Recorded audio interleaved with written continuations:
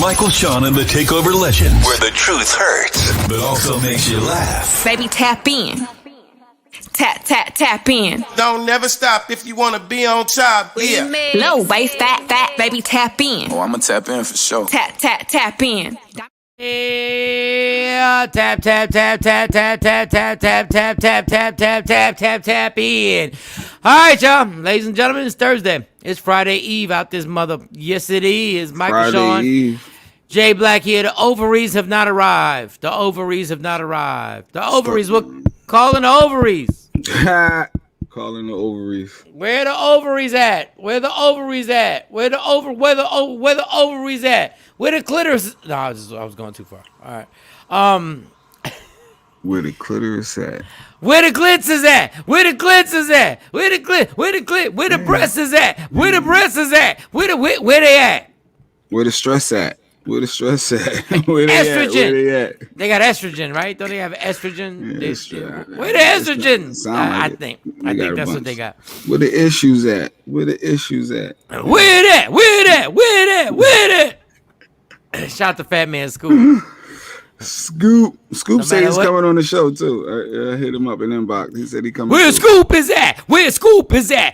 That's all you had to do with them party songs. But Scoop had the best voice ever. That's all you had to do. Where Scoop is at? Where Scoop is at? Where Scoop is at? Okay, all right. Good morning, Shawn Robinson. I don't know, some of y'all, we might have lost y'all on that, but party songs is the... Y'all don't have party songs no more. Y'all ain't got songs that just have people... They got songs.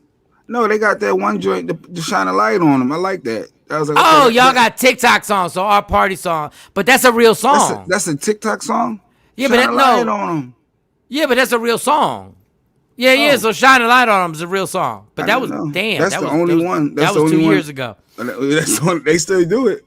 I be seeing on, a lot of people still posting it every time it's my birthday. Shine a light on them. Yeah, they do have some. They do. We had a whole genre of party songs. Like we had a whole. You went to the club. Send a request for the IG. You went to the club. There were songs that really they were not songs. They were just party songs. We had a gang of them. Like you can go through like 15 minutes at a club. And just have somebody yelling at you, telling you what to do. It's your birthday, or telling you what to do. Yeah. Do this, do that. Follow along joints. Yeah. Put your middle fingers up. Just and you put them up. It was an aerobics class. It was like you just had to follow what the dude was saying. You just had to follow what the dude, whatever they said. So nothing like a party song with the strobe lights flashing. Look in your system. Ain't no it's your birthday. And the person, and shout to Fat Man School, the person had to yell at you. The person had to really yell at you and be like, yeah. You like, yup. It wasn't official until you got yelled at. Bus's best hook was, where my niggas at? Where my soldiers is at? And everybody was a soldier at that point. Like everybody was a soldier. And then where my B words was at, and then it went down. It went down. I don't know where our ovaries are at. Somebody text our ovaries. I don't know where they at. Our ovary. I smell my coffee. I know my coffee just got made by the Keurig. Shout to the Keurig. So simple. You know how to use a Keurig. Okay. Oh, so simple, so nice. Oh man, one of the greatest inventions that ever happened was a Keurig. And when I got one, I was like, who needs one? Let me tell you, the Keurig and the George Foreman grill are on the level of event. I don't know. You got a George Foreman grill at the crib, right? We ain't used that sucker in forever, but yeah. How do you not use your George Foreman grill? Because, wait, what do we use? Maybe she does use that. Maybe she does use that for the burger. That air fryer, honestly, that you can make a burger in the air fryer. Yeah, but you don't get the grill. Like the air fryer is dope for everything else, but grill them burgers. It puts the lines on them and everything. The air fryer don't put the lines on them. Throw them bows. You don't need lines. The burger's good. I don't need the BK lines for me to. Jay, you're a whack ass black man right now. You're a whack ass black man. There is no dope burger that you've ever eaten that don't got them grill lines on them. Maybe I'm lazy and I like the easy cleanup aspect of an air fryer. The grease goes right in the bottom and I'm done. Versus the George Foreman, there's a whole process. You got to get No, the it's grill not a out. process. The grease goes right. No, you don't. The grease goes right into the little joint that's right there to pick it up, and you pour it. You gotta be kidding me. A burger with lines. Everybody on IG Live. Do you like cheese. a burger with lines, dog? The grill line. When the cheese is on it, you're not even seeing it. Dog, what barbecue you ever been to that the burger ain't had no lines? I'm just saying, after the cheese is on it, melted on it, I'm good at the crib. When I'm doing it for myself. So, I get it. It's cooking classes. I need the lines on I need them grilled lines. That's like the chalk lines at a murder scene. I need the grilled lines across the burger. All right. I guess we're on our own today. Kelly J, what up, Ovary? You want to get that? Dog, this is hilarious. I like that. What up, Ovary? Because that's not really disrespectful. You really have that part of your body. We might need you, Kelly J. We might need you on the show. Yeah, we'll know in about 10 minutes. God damn. Yeah. Shawnee ain't wake up. Good morning. Jeanette Rochelle. Damn. What was your night like, Jay Black? Last night. What was last night? Wednesday night. Wednesday. No football. It was no football. Ba-dum-bum-ba-bum. No, nothing. I watched a little bit of CNN and saw that New Jersey finally got a winner for the governor. Who was the winner? The Democrats. Murphy. Was it Murphy's name? Yeah. Murphy won. Okay.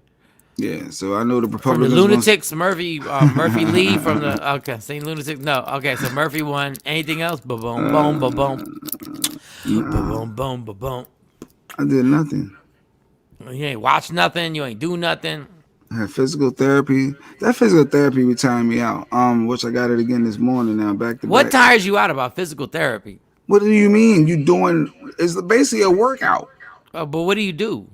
I do for arm, shoulder, and leg stuff. So I got all type of lifts and pulls and weights and stretches and stuff. And then the knee, I got the leg presses. I'm pumping iron up in there. But what's the iron? Like 20 pounds? I mean, because you're rehabbing. You're not supposed to do large weight when you're rehabbing. Yeah, so what? So what is 3 pounds on some weight? So what? So don't judge me because I'm doing 3 pounds. No, I'm saying, I know you're not doing. I just felt like you came at me. No, I'm just saying. Like, you act like you doing. But I'm just saying that's how you got to build back. Yeah. Is it really 10 pounds? You really doing the 10 pound? Is your shoulder that weak? I'm doing 3 pound weights on the shoulder. Oh, and they making it. But I'm doing 2 sets of 10 reps. But they're making you raise your arm over your head and stuff like that. Yeah, like, yeah. Is this stuff? Yeah, yes, and that stuff still hurts. That hurts. Let me tell you, it's early for this. You fucked your shoulder up. Yeah, rotator cuff surgery ain't no joke. They said it's a 6-month recovery. Yeah, but we on like month 10 now. No, we on 5. No, we not. 5. We on like at least 8. No, it was June. I had it in June, so that's June. So that's July, August, September, November. Wait, so what I missed a month for? Like it's 5 though. Whatever, it's 5. Kelly J really be hustling with that driver stuff. She said, "Hey, Mike, Shawn J Black, cool. I'm picking up someone now, but I can be on camera while I drive or once I get paid." No, we're not doing that. Morning, Kathy. You gonna mess up your tip, Kathy Black Miles. See, here we go with the clowning. See, that's why I don't like. Sometimes I don't like sharing surgery. I try to be transparent. See, Shawn, that's and what you therapy, do. I went from 2 pounds to 3 pounds, so let's not. And my leg, I'm up to 6 pounds with my leg. We're doing the leg stuff with the knee. Because, I had the meniscus Dog, issue. What the? Yeah. Like, you really? Yeah. Don't fall off ladders, people. You hurt yourself. Stay off Nobody ladders. was holding the ladder? Or you just went up there and nobody was holding the ladder? Nobody was holding the ladder. It was early. I was by myself. I wanted to get stuff done, so let me hop on this ladder. Ain't nobody around. Real quick. I like to do stuff real quick. Oh, good morning. God. Good morning, Tam. Yeah, you don't never get on ladder unless it got them stabilizers on it, and then you gotta have. I don't even know why I know this. Unless they got the stabilizers on it where they click down, or somebody's holding it. What are you doing? Why are you always going above and beyond? Like what's wrong with you? Yeah. That's why you changing a goddamn light bulb. Like what? How is that gonna change the game? Yeah. Oh, they said. Oh wait, Kelly said, never my rider listen every morning with me. Oh, the rider. Oh, so she actually plays it. Wow, she actually plays the whole thing. That's what I like. I like that. So it was in the morning time. You just climbed up a ladder. Was it to change the light bulb for real? Nah, I was adjusting some stuff. I was adjusting some stuff in the air, like some cameras and stuff like that. Yes. But yeah, so I was on a ladder, and the ladder, I didn't realize the ladder was already banged up. You ain't checked the ladder. You ain't shake Who checks a ladder? I do, because we're going up in the air. That's why I haven't changed. I have high ceilings. That's why I haven't changed the bulbs, and I'm getting somebody to do it in my house, because the bulbs are like high up, and I'm not getting one of them long ladders. I'm literally, if I fall and I hit the wrong way, I'm dead. I'm dead. You're not gonna die. No. If I hit the wrong way on my neck, as far as you've been in my spot, if you go up, it's at least 12 feet. If you fall and you hit your neck the right way, you're dead. You use your arms and legs to brace yourself like I did. Yes, but if I didn't, if I fall some type of way, no, I'm not doing that. No, you ain't even checked the ladder, dog. Like, stop. What are we doing? Because I just figured, I guess I did the whole assume thing. A ladder's going to do what a ladder's supposed to do. I didn't realize that it was, Yeah, but a raggedy ladder is supposed to do what a raggedy ladder does, which is shake, and then you. So when did you know you were about to fall? Did the ladder shake? It was a point. No, it was a point where I leaned over to look from a different angle. And I watch the video all the time. Honestly, now I can laugh at myself. But I looked over on the other angle, and then all of a sudden, you just see me go down. It was sudden. It was fast. Damn. But falling ain't no joke when you hit 40. It's a difference. I can admit that. You ain't brace yourself? I did, and that's why I got jammed up, I think, because all the pressure went through my arm and my left leg as I tried to, to catch yourself from falling. Oh, you tried to catch yourself. That's not bracing yourself. You tried to catch yourself. Yeah, basically. No, you can't catch. At that point, you gotta be in a fetal position and just let it happen. You gotta be on, and you gotta be like boom, and then you. In the moment when you falling off a ladder, first off, the shock is hitting you. Like you want to have. It's like. But you stuck your arm out, didn't you? You stuck your arm out. That's a natural reaction. That's the wrong. No, I know. Natural. No, it's not. Not in a high, when you're high up, it's not. I'm just telling you, don't get mad at me. You full of crap, because don't get mad at me. What's gonna happen is gonna happen. In the moment I react, that's why when people doing the training videos, if somebody robber comes up behind you, you grab this. In the moment, people is not going right to that. Your initial reaction is your reaction. Okay. Now, if you got time to process it, then that's the difference. Okay. But you suddenly falling off a ladder, you're not thinking, let me remember what Mike said, and I'm gonna fall. No, stick your arm out. This is the first time we're talking about this. This is not hindsight. Once you fall, I know this for a fact. You just chill, because if you put your arm out to try and block it from a certain distance, you're gonna fuck everything up. Well, which I did. Yeah, that's what I'm saying. So don't say I'm just saying this out of hindsight. But it's still your reaction. My reaction was, whoa, catch yourself. Whoa, put your arms out. Not at the top of a ladder. I'm just telling you my reaction. I know my reaction. Bam. No, right there you did the wrong thing. Oh, right, no. Oh, and then we just go down. I'm just telling you. That's how I know how I react. Like, I'm telling you. And that's why I can't wait for you to fall off a ladder to see that your reaction ain't always what you think it's going to be. But no, I'm falling off of stuff. I'm just saying. That's why I tell y'all, stay goddamn off of ladders and respect them. Everybody be like, you know how many times my kids be like, why don't you just fix that light bulb? No. You see how hot it is? I ain't taking them chances. And if I do, I'm going to have to spend like $100 or $150 on a ladder that is built for it, that when you open it up, that thing stabilizes and goes pop, pop, and it locks down. Like locks. My dad even tried to play. My dad was like, why don't you change them lights? I said, yup, go ahead, Dad. Because my dad tried to cut these trees by himself before he knew he had to pay somebody. Tried to cut these trees and he thought everything was Vietnam. And tried to cut these trees at the house and he climbed up a ladder. And guess what happened? All right, y'all manly men. Y'all keep thinking. First of all, you got people who could have done that for you. I know. That was the part But yeah, sometimes you just try to be productive. But either way, and you tore your knee down. God damn. Yeah, it happens. We move on. Last night, what did you do? Ain't the comedy show tonight, right? The 4th? Comedy show's tonight. Yesterday I was running around.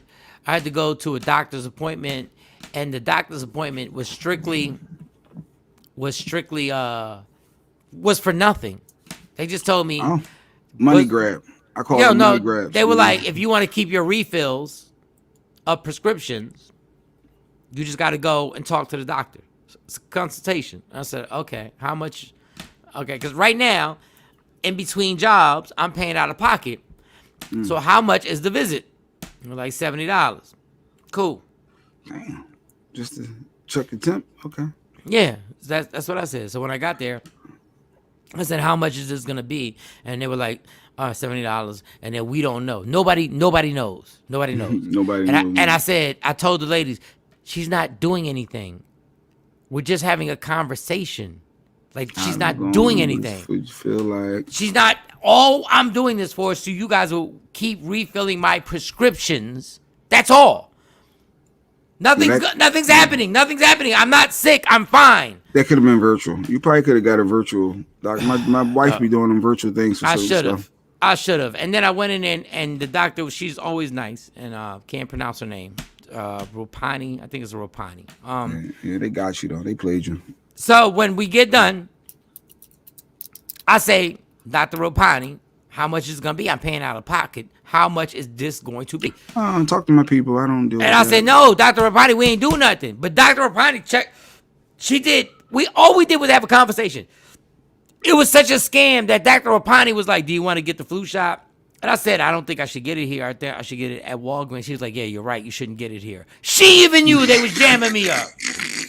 You get the shot here, they gonna smack. That's another 125. She even knew they was. If I would have got the flu shot, so dog, I was like, yo, you're kidding me. I said, Dr. Rapani, what? She said, I don't know. I just send them what we did, and then we go. Mike, at this point, sign up with Sequisa. Yeah, Sequisa. I nurse practitioner. Yeah. I literally am just gonna go see Sequisa, but then I still gotta pay because we can't do the hookup. But So I said no. I said I'm good. Right. That would defeat the purpose of her supporting the black-owned business. And I ain't want to. She go right there above average. Hold up. And I didn't want to say this yesterday. When the financial bully was on, and he was like, he talked to Jay Black's wife because Jay Black, Lady Q, has a graphics T-shirt business that's popping. And I ain't want to say, I know you ain't charge him. I ain't want to bring that. I ain't want to bring that up. I want to bring that up. No, he ain't charged. I know he didn't, and that's what I was saying. I know he charged people lots of money for these sessions. He met with for a whole down there hour. A couple of times he met. I'm like, and I ain't want to bring Jay Black up as evidence on how to beat him at another debate. I ain't want to be like. But he's not supposed to charge when you got history. Sometimes you throw bones to people that you're really tight with. His complaint was that black people don't support and they always want hookups and they always want whatever. Well, you gave a hookup. Yeah, he did meet with He met with us twice. Okay, so I talked to the doctor. I get out the room. The doctor says just go to the front, whatever. So this is the scam. If you pay your bill in total, you get a 20% discount. It's not easy to change the way you fall. Otherwise, we wouldn't hurt ourselves. Kathy Black, why are you just... Thank you, Kathy. She's going with your natural reaction. But go ahead. I don't know if you lose your train of thought. Okay, just natural reaction. Just protect yourself. Do not try. I'm just telling you. I've learned this. Do not try and brace it. Brace yourself. That's all I'm saying now. You're right. But I know this off of falling even when I'm drunk. I always know that. Just brace yourself, because if you put your arm out to brace yourself, it's gonna wind up messing some stuff in your arm and stuff like it's gonna add. That's all I'm saying. I know what I'm talking about with this. I've fallen many a time. We all get that. What she was just saying, what I was saying is just your reaction time sometimes in those moments, in that split second. You're right. not I got you. Thinking, I got you. Yeah. All right. Cool. But it goes back for you always trying to save the world. When all you got to do is go. So you were saying that the doctor, I know you probably... So the doctor says, I go out there, the doctor says, go ahead, we're going to pay this. So, and if you pay the whole amount at one time, you get a 20% discount. Or you get payment plans. So I already know, once they say that, They already know that what they're charging is outrageous. A lot. Why would I need a payment plan for a generic health check, visit, physical, whatever? The lady says, you still owe $90. I pay $70 up front. You owe $90, the total bill. I said, what was the total bill? $275. I said, $275. All we did was for yesterday? Yes. All we did was have a conversation. She said, yeah, but you get a 20% discount, so it's going to be 70 plus 90. I said, but you do know. And I always do this. This is what I always do. I always do this. When I'm talking to the person, and I swear on everything, I go, I know these are not your rules, but you took this job, so you're going to have to catch this heat. This is absolutely ridiculous that you're charging me to have a conversation with a doctor. And I'm going to pay over $100 to have a conversation with a doctor. And the only reason I'm here is so you guys can continue filling my prescriptions. Now, next to me were these two white people, and they were sales reps, and they were selling stuff to the doctor's office. They were going, because this whole complex is nothing but like urgent care, regular doctors, allergy fight. Like there's a place to beat your allergies and stuff like that. So the white woman and white man, because I had a hoodie on, right? I had my normal, I had my normal hoodie on. So when I explained this, when I started saying, when I said, listen, before we start, I understand you're working for somebody and you're getting paid, but you have to deal with this because this travesty of what you guys have going on right now. Now, I know you're looking at me at a certain way because I don't have health insurance, but understand I'm in between situations. I'm not going to explain it to you. But the fact that you guys can actually make people make payment plans for simple stuff as just talking to a doctor is so disgusting. $275 for a checkup visit. Just and so it's, get your, no, but Jay, I never got. They didn't take my temperature. And I told her, I said, I told you from the door, there's nothing wrong with me. My temperature wasn't even taken. All she did was listen to my breathing for no reason because she had to justify this robbery. Check this asthma right quick. This robbery. And then after she checked it, she had the nerve to say, you sound great. Mind you, they asked me, am I a smoker? Yes, I smoke 2 Black & Milds a day. Then she checks my chest and goes, oh, you sound great. Yes, I know I sound great. I know. All right, so we're going to keep your script going, and we'll see you tomorrow. Somebody yes. So then, but now my ego kicks in. My ego kicks in because they're like, do you want a payment plan? So a payment plan would probably be at most $7, $10 a month. But now I got 2 white people next to me, and my ego kicks in. I said, did I ask you if I needed a payment plan? He's like, no, I don't need a payment plan. And I told her, I said, I'm speaking for people who can't afford this. Mm-hmm. That's who I'm speaking for. People who can't afford this. That's why I'm angry right now. Take my debit card and run it. Run that. Take this $275 and run it. I might not even be back after this. And just fill my prescriptions, whatever I need, whatever anxiety medicine or anything I need like that. Now we can fill it and all that good stuff. But I was like, yo, this health insurance thing, this is amazing. Yeah. And next my time, doctor is nice. For virtual. Now, honestly, just for something just as simple as you just need to get your scripts filled and they just want to check in on you, ask for the virtual. But like Shawn Robinson said, that's why a lot of people, they say, I send an ambulance. They be like, no. Yes, exactly. How in the hell, when you call the police, you don't get charged for the police? If you call the fire department, you don't get charged for the fire department. How do you get charged for the ambulance? You mother are the same people. They got to transport you. It costs money. They are wilding. Take that ride. You call Kelly J, huh? Just get your own Uber. Call Kelly J. It'll be cheaper. Kelly J would just don't bleed in her vehicle. If it's a gunshot, call the ambulance. But if it's something where your spleen is hurting, call Kelly J and she will pick you up. If it's a stab wound, don't call Kelly J because that's blood all over the place. If you have heart-like murmurs or something, then call Kelly. She'll get you there. Yeah, it's a money grab, Dave. Oh, shout out to Dave Burns. I saw Mark. Who else did we miss? I think I got Brandon was on there. Good morning. Jacqueline. We missed a lot of people. Jacqueline, I saw Brandon. Yeah, so good morning, everybody. Good morning. Waiting on the ovaries. Ovaries should be joining the show. Ovaries. Where they at? We got the Psychic coming up a little later on. Also, DJ Touchstone. We talked about him yesterday. He's going to be popping in on the square. Number one blind DJ. He's not going to DJ because nobody does what they say they're going to do. Jay's supposed to be a producer. Nope, that's why I dropped the name. Nope. I'm just Jay Black. Morning, Queen Barn. What up, Queen Barn? Morning. So I got that Henry Ruggs from the Raiders. Shelly. What up, Shelly? Shelly, what's good? Everybody on IG Live. What's good? Comedy show goes tonight, Arlington Improv. So, right, so you said Henry Ruggs. Las Vegas Raiders player who's in jail and he's not getting out in no time soon. He got bail. He got $14 million. I know he can post bail. No, he's not getting any bail because he blew twice the legal limit and he killed somebody in a DWI accident or DUI. Accident. I saw that he was doing 156 miles per hour. He was doing 156, and this is to Jay Black, and this is the Lady Jade.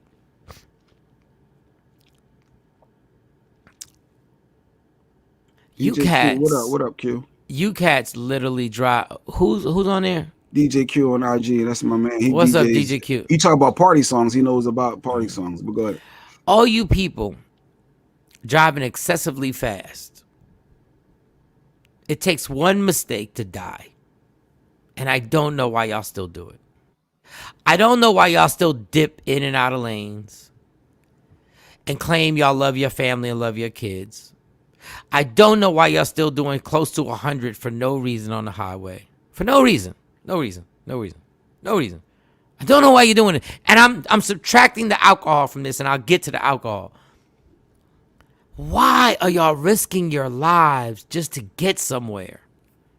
Why are y'all risking your lives? Now, this Henry Ruggs, we're going to get back to him. I'm telling you, I've had to check Jay Black for doing dumb shit on the turnpike for no reason, not knowing. He don't even know. Jay Black, one night I woke up. I'm the drunk. I wake up and we're doing 100 miles an hour because he's racing somebody on the turnpike. For what? It's 3 o'clock in the morning. He thought his car was faster than mine. And first of all, you wasn't even driving your car, so you don't even know his car was. I was driving your car because you was too drunk. Yes, I was driving your car, and you don't even know if my tires are right. But go, I wasn't doing a 156. Henry Ruggs was doing 150. You doing 100? Double the limit. I was sharp. I was on point. I wasn't. Dog, driving. It doesn't matter if a tire pops. We're dead. I keep telling people when you're driving 90. And you make a mistake, and you're driving 95 miles per hour, and some other person makes a mistake, you die. Most likely you die. Seatbelts or no seatbelts. DJ Q said there's no traffic police when you're on them highways like that. There's nobody out there regulating for real. You know. What do you mean there's nobody regulating? He said there's no people, no task force for certain traffic things on certain roads. Well, then you ain't drive the turnpike in New Jersey. We knew everywhere where the turnpike state troopers would be on the I'm just telling y'all, do y'all really want this guy? Like, I know alcohol was involved. Yes, and that's where it's just the bad decision making came from. But this guy only did 56 miles per hour more than Jay Black did when he was sober. Here we go. I don't know how it got to be. I just try to warn you.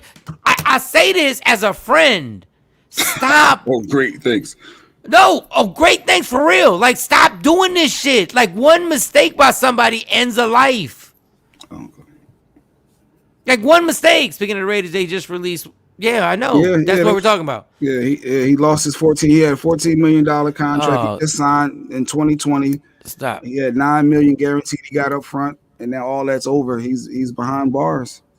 He's I had his mug shot too, but yeah. And he had a chick in the car, which he's dipping out. Listen, man, I don't want to get into my spiel about alcohol because it is what it is. But that's his responsibility. But y'all, stop dipping in and out of traffic. Why are we dipping in and out of traffic to get to where faster? How much faster are you gonna get there? sometimes we drive slower, and then other times you do drive faster. I get what you're saying though. You getting there around the same time frame. I guess you're in whatever mood you're in, a zone at that time. For some people, and some people, music get them hype and they drive faster. Just being honest. Then take the music out the car. Then, like I'm telling y'all, like y'all dipping in and out trying to get to questionable. Real talk. The majority of people driving right now, their tires are questionable. They have not checked their tires. I'm telling you, it takes one low tire to intrude on your movement, or you get a blowout. A blowout is over. Yeah, Mike woke up. It was what's going on? Like Mike and his drunken stupor. Why are we speeding? No, I was like, what are you doing? Why are we racing a stranger? There's nobody. Why are we racing a stranger on the turnpike at 3:00 in the morning, dog? Yeah, that was stupid. I can admit that. A little road rage, a little challenge, all right. Because we don't understand the machine that we're driving in. We are so used to driving in this machine since we were 16, 17 years old. We honestly don't understand that if there's a person in front of you, a civilian that's walking across the street, and you hit them at 50 miles an hour, that person disintegrates. You're right, Jacqueline. You're right, Mike. I was younger too. I was young. He was in his 30s. Shut your ass up. He was in his 30s. He was in his 30s. He was literally in his 30s. No, he was like hot. We was at Hot 97. You were in your 30s. We're at Hot 97. Stop. I remember it was yes. 06, we never drove up and down the turnpike in the same car until we were at Hot 97. Ever. He was in his 30s. He's reckless. It was a bad wreck here yesterday during the rain. They had to close the freeway down because there were bodies thrown from the car. Listen, man, it's real. Mm-hmm. Real deal. Just trying to slow I don't do that no more now, for the record. I don't be speaking like that now. Nah, I mean, not in a rush for what? Exactly. I get there when I get there. Because listen, GPS has shown y'all. You put your GPS on your Waze or whatever. Waze tells you what time you're going to get there. And you damn near have to triple the speed to beat the Waze time. Well, I have cut down some times before. By like 3 minutes at best. Look, he said he stopped, but he cut down the time. No, no, I mean, because you can get 10 miles over the speed limit. They'll give you that. It doesn't change. They got I'm telling you, when you look at it, I've done all the ways. I'm like, you know what? In actuality, you can go 100 and just cut like 3 minutes, 4 minutes off your time. What am I rushing for? I'm late. That's what it is. I'm late. The comedy show, I'm late. Y'all understand. And the good thing about Waze is that if you go by Waze and any type of GPS, they'll ask you, how far are you? You can look at your Waze and go like, yep, 11 minutes. I'm 11 minutes for real on Waze. So. But yeah, so now he's facing up to 40 years because I think it's 2 to 20 years for the first count.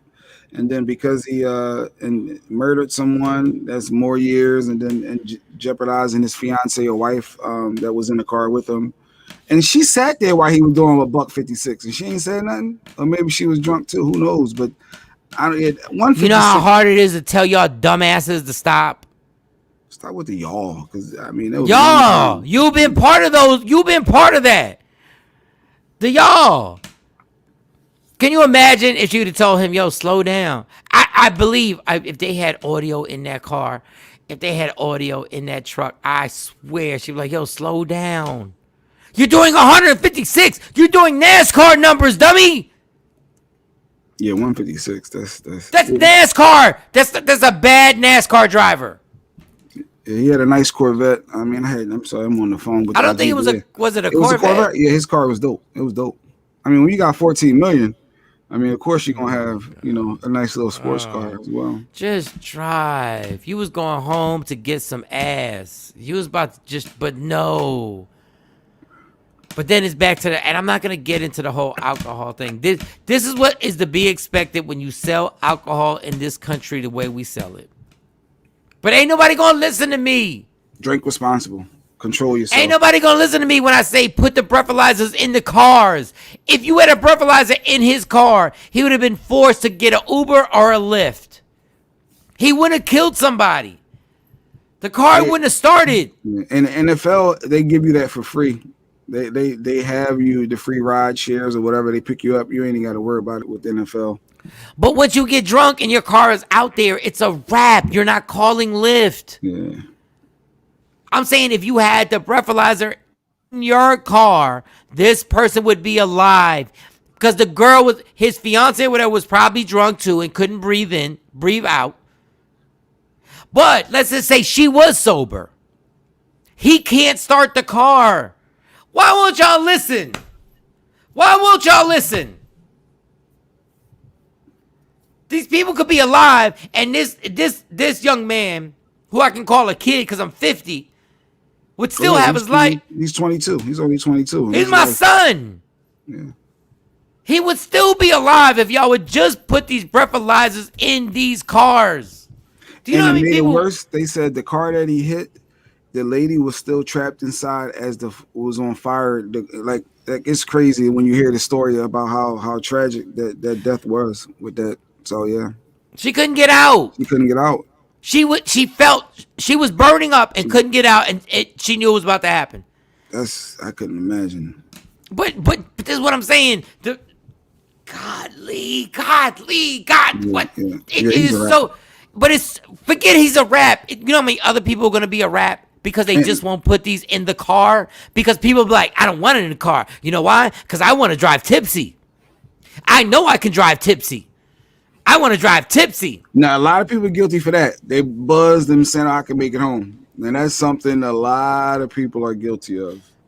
I want to drive tipsy. I don't want anybody to tell me that I'm over the limit. That's why they won't put it in their cars and they want to affect the bars. When I tell you how intellectually sound my thinking is on this subject, but nobody was going to listen. Nah, they're not going to force breathalyzers in everybody's car to start. Because why not? If it saves lives. Because if I'm responsible and I know what I'm doing, I shouldn't be so if how you being penalized? All you do is got to blow in it and then the car turns on. Nah, it's extra steps that not needed. I just want to hit my brake, push that start button and keep it. Oh, do you have to put your seatbelt on first? Yeah, but that ain't affecting the car moving. No, you put your seatbelt on first before extra stuff. Put your seatbelt on, blow in the thing, your car turns on. That's it. That's it. If I got asthma, short-winded, it could be all type of medical reasons why somebody can't. You sound like the people who don't want to wear the mask. You sound like the folks that don't want to wear the mask. One of the ovaries just joined. Do you know how many people would still be alive? Hey, Mo. Hey. Good morning. Do you know how many people would still be alive right now if they were breathalyzers in people's cars? How many people would anti-maskers though? No, you did. You did the same thing. You did the same thing at anti-mask. I have asthma. I can't wear my mask. But there are medical reasons why some things wouldn't be feasible for some individuals. So I have asthma. I got an inhaler. My son does too. He wears his mask every day. But what I'm saying, Mike wanted to regulate every car needing to have a breathalyzer attached to it, or the car won't start. I don't think that that's a bad idea.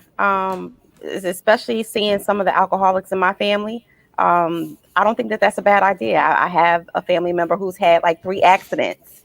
But where does it stop? And then it's going to need a blood test next for the people that did coke, or the people that snort. Like every drug. What are you talking about? Jay, we're talking, but it will detect alcohol. We're not talking. That's just one lane. What about all the other drugs? The DWI, wild intoxicated or under the influence, the DUI. Okay, under weed. The influence. If you smoke weed and you get caught, you get charged too. Mm-hmm. But my car still start. I'm still driving, and you can get detected on that. No, I'm saying as far as your theory of the car is not working if you're under the influence. Yes. Dog, it's 2021. You think it's 1986? It's 2021. I can go to CVS right now and I can get a test right now that in a matter of minutes will tell me if I did coke, heroin, any type of pills, alcohol. Under your hair. But you gotta pee. I can pee in it right now. I'm gonna show it to you on tomorrow. I'll get one. It will show you all the drugs. How does that affect the car not starting? According to your theory, because how does it affect that? You can get the same thing in 2021. Elon Musk has a car that drives itself. So I gotta prick my finger and get it. No, you just gotta breathe. They can get it out your breath. They'll be able to get it right out of you breathing in and out.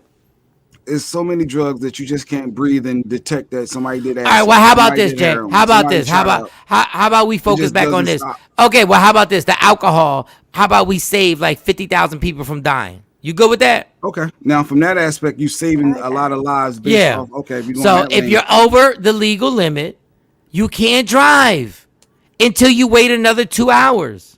And then people will really be like, everybody says you got to plan accordingly. Plan before you drive. Plan before you go drink. Plan before this. Okay, well, now they know. Now people will know my car is not going to start.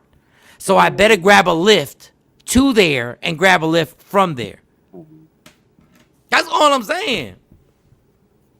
It's hard to plan when you go out to drink, though, Mike. It's hard to, especially when you're drinking socially. It's hard to really plan and say, I'm only going to have 2 drinks.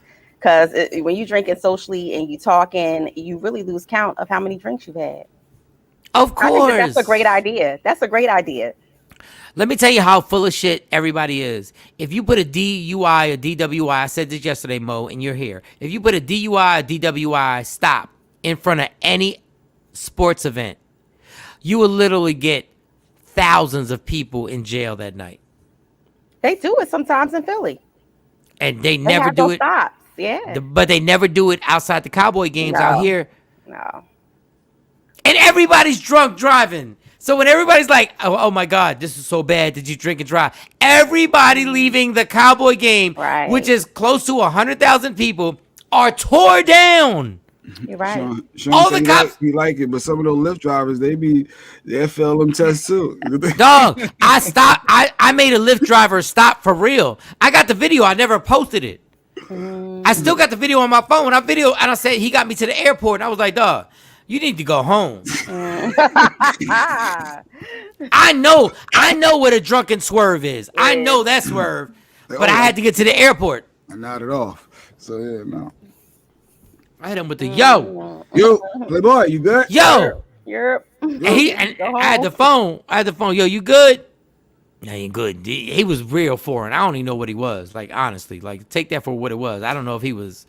I know he wasn't black, but he was something from somewhere, and he was like, I am okay. I don't even know what the accent to do. But you knew he was drunk. Yes, I was like, and when he stopped, I said, yo, go home. Are you about to kill somebody who paid to die? Ain't nothing worse. It's one thing to die in a car. It's another thing to die when you paid to get in the car. Yeah, but Henry Ruggs is done. That poor family, they grieving. They lost their wife, their mother, their sister. Yep. So yeah, his career is over. 156 miles an hour. People, double the legal limit. Let's not do it. Now, what the legal limit? I wonder what the legal limit was there. It was 0.08 because they said he was a 0.16. So they said he was a double. Yeah, 0.16. Yeah, he's 0.16. What was he drinking? Yeah, I know y'all gonna think I'm lying. Y'all gonna think I'm lying. What did you blow? I was the highest you got caught up. I was a 0.4. 0.40. That was a 0.4. Well, yeah. I was a 0.4. 08 is the limit. So 1, and then you were 2, 3, 4. Yeah, I was a 0.4. That wasn't my highest either. And I'm not bragging about this. The lawyer that showed me the video said you had alcohol poisoning that night. Yeah, I was about to say that. Like that's wow. I'm not lying, but I'm not saying this. I'm not bragging about this. I was a 0.6 for the highest one I ever had. Was a 0.6. And if I had to prove it, all I got to do is call my lawyer. He will show me the paperwork. He will show me the video and the whole nine. Yeah, I don't get it either, Sean. That's some high numbers. Yep. That's called drinking in the morning, then going to work, drinking in the afternoon, and then chilling, taking a nap, then going back and drinking in the evening, and then getting it. Listen, that's why yesterday you weren't here, Mo. When I said that, when I did this story yesterday, I did this story simply because not to say how wrong he was, but to say how much I thank God every day I didn't do this. That's what I said, by the grace. Yes, by the grace. There's no way in the world I wasn't supposed to have killed myself or killed somebody else. Yeah. Well, you learn. But this is what I'm saying, y'all. You could be just over the legal limit, and you get into a car accident, and you can be in this same situation he is in right now. Mm-hmm. Yeah, if a person dies, just like that. Mm-hmm. And I know everybody. 13 seconds. It's an inconvenience to blow in something to start your car, and they're never gonna do it. But if you want to make people more responsible, sometimes you gotta put stuff in like this so people get. It's only gonna take a year or two before people get used to getting in their car, blowing in the damn thing, and the car starts. And then when they go, we gonna drink. Well, we know we have to get lift because we're gonna drink because we can't start the car, or everybody's gonna come over here, or we're gonna make it so that it's gonna be something. We'll get used to it. But like I said yesterday, nobody in this country wants people to drink responsibly because it's too much money. The money, yeah. It's too much money. All right, what we got next? How was your night, Mo? How was your night?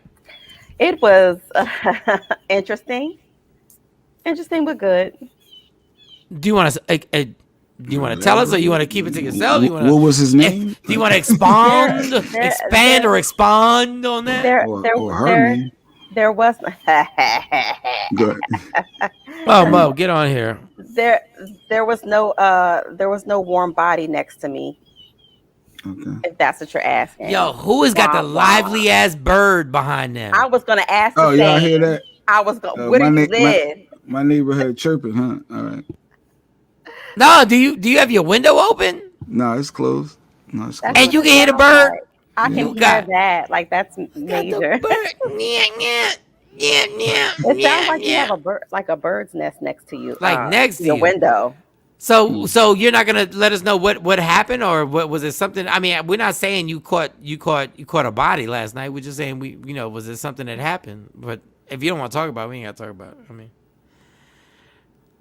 mean, would you get caught drug trafficking? Did you? If you don't want to share, be transparent. I mean, you want to be transparent. Was there a body in your trunk and you got pulled over? Was there? No, none of that. None of that. It was just interesting. I had some interesting conversations last night. That's all. Also, you must be in some situation where somebody told you something crazy. Somebody must have told you something crazy. No, I had some good conversation last night. I actually joined last night. I got on the business rebels. The business bully or the financial rebels? Financial rebels thing, and they were talking about Tesla versus Ford, talking about stock. I learned some good things. Good. Every Monday, Money Mondays. So that's why you weren't on the show, because you were evaluating Tesla versus Ford. Is that what you were doing? Absolutely not. Oh no, yesterday I was in mom mode. Some things happened. Okay, all right. Yeah. So yesterday, so you were just mama. Okay. Yeah, I was being a mom yesterday. Oh, I just thought there was something else. All right, mom mode. Mom mode is mom mode. Yeah. So you had the Kobe case. It was some settlements going on. You got Kim K out here. Kim K and this Pete dude, Davidson.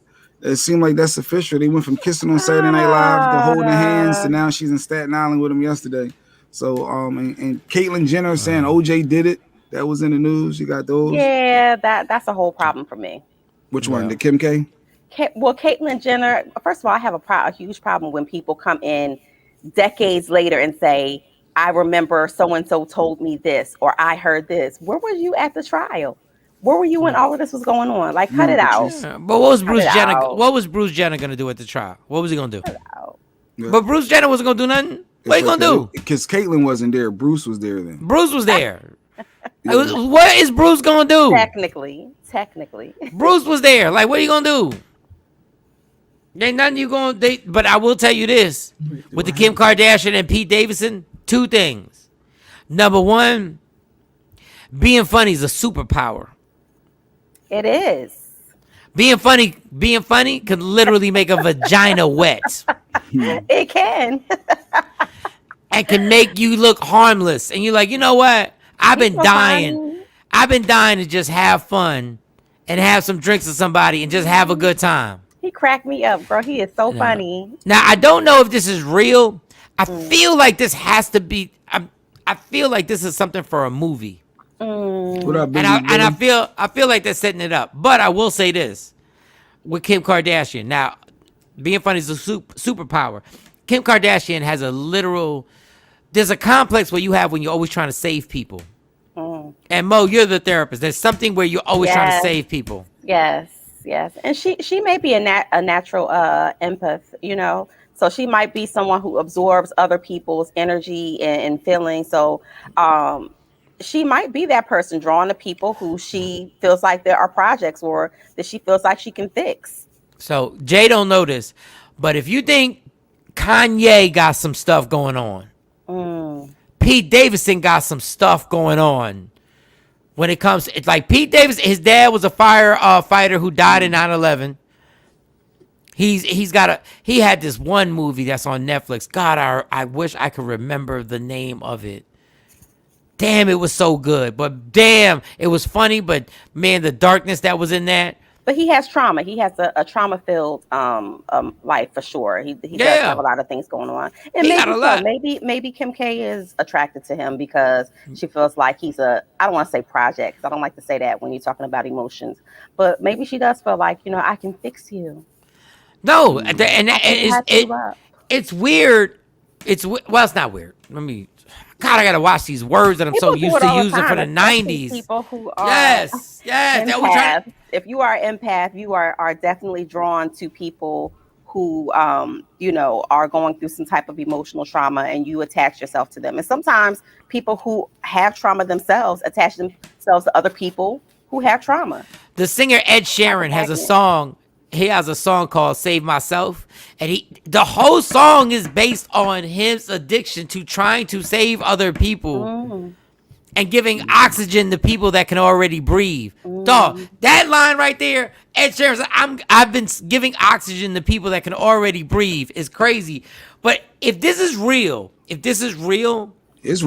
It started from Saturday Night Live to the roller coaster holding hands. She's normally not that visible. She's normally not that visible with the opposite sex. Apparently, she snuck into Staten Island. They according to TMZ, they didn't know how she got there. Like, it was unseen, but they caught her coming out of the spot. Yeah, she drove. I will say this: she drove. She has disconnected from the whole momager, you know, control of the image type of thing, because she's not even, her and Courtney are not even in the new ad for Children's Place. It's only the mom, Chloe, the grandmother, and Chloe's daughter, True. And so it's very look at both of the sisters' relationships. They're very uncontrolled right now. I get that. And I honestly, I've never had a conversation with Kim Kardashian. I've never hung out with her or whatever. No. And I know people. You've never done a interview with her? I've never interviewed Kim Kardashian. She seems honestly like just a nice person who's in a vicious business. And when you go to Staten Island to go see Pete Davidson, it's called you are just starving to do some regular stuff with some regular person. She must have took Courtney with her, because Courtney was gallivanting around New York with no security with Travis. But don't you think? Just holding hands. He had his hand on her butt. People were filming and posting, and they was walking around regular. But that's what I'm saying, Mo. Can you imagine? Like, that's a story. Like, if I'm dating you, or we're hanging out, we're on a date, there's a 95% chance I might grab your butt. But this is a story with these girls. I mean, he's walking down cuffing it like he got a handful of booty walking down New York streets. Yes. And if you into somebody, y'all both into each other, this is some regular stuff that happens. Yeah. Dave said the Kardashians done with destroying black men. Now it's time to take down the white men. That's funny. Well, Courtney never been with a black guy though. Courtney was always Courtney liked the whole bad guy image type of thing, but she never openly dated black men. We're not gonna blame the Kardashians for Lamar Odom, because Lamar Odom is still fucking up. We're not gonna blame the Kardashians. Reggie Bush is just fine. We're not gonna blame the Kardashians. I wouldn't say Reggie Bush is just fine. Reggie Bush went out and got him somebody who looked almost identical. Yeah, and that's what you do. That's what you do. You get a chick that looks as good as her, and you live your life happily ever after. Like, we're not gonna blame Kardashians for killing black men and all that stuff. If anything, there's nobody who killed a white woman more than OJ. Allegedly. No, ain't no allegedly. He killed her. He killed her. Shut up. Well, Caitlyn said that. Did we ever play that? Here's a Caitlyn Jenner was. She's doing. I think it's Big this Brother. Bruce or Caitlyn? Actually, yeah. I think it was Caitlyn speaking for Bruce, if I understood this right. But here goes What in that. the hell? Business. I knew it was a joke. I was talking to Mo. Mo was serious. Business bully on the IG.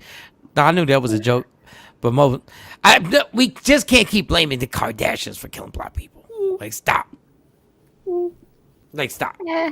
Who they kill? Who they kill? Cause honestly, I didn't say they kill anything. They're soul snatchers. I'll tell you who's a soul snatcher is Kanye West. Cause Kim Kardashian should not have spent more than 2 months with him.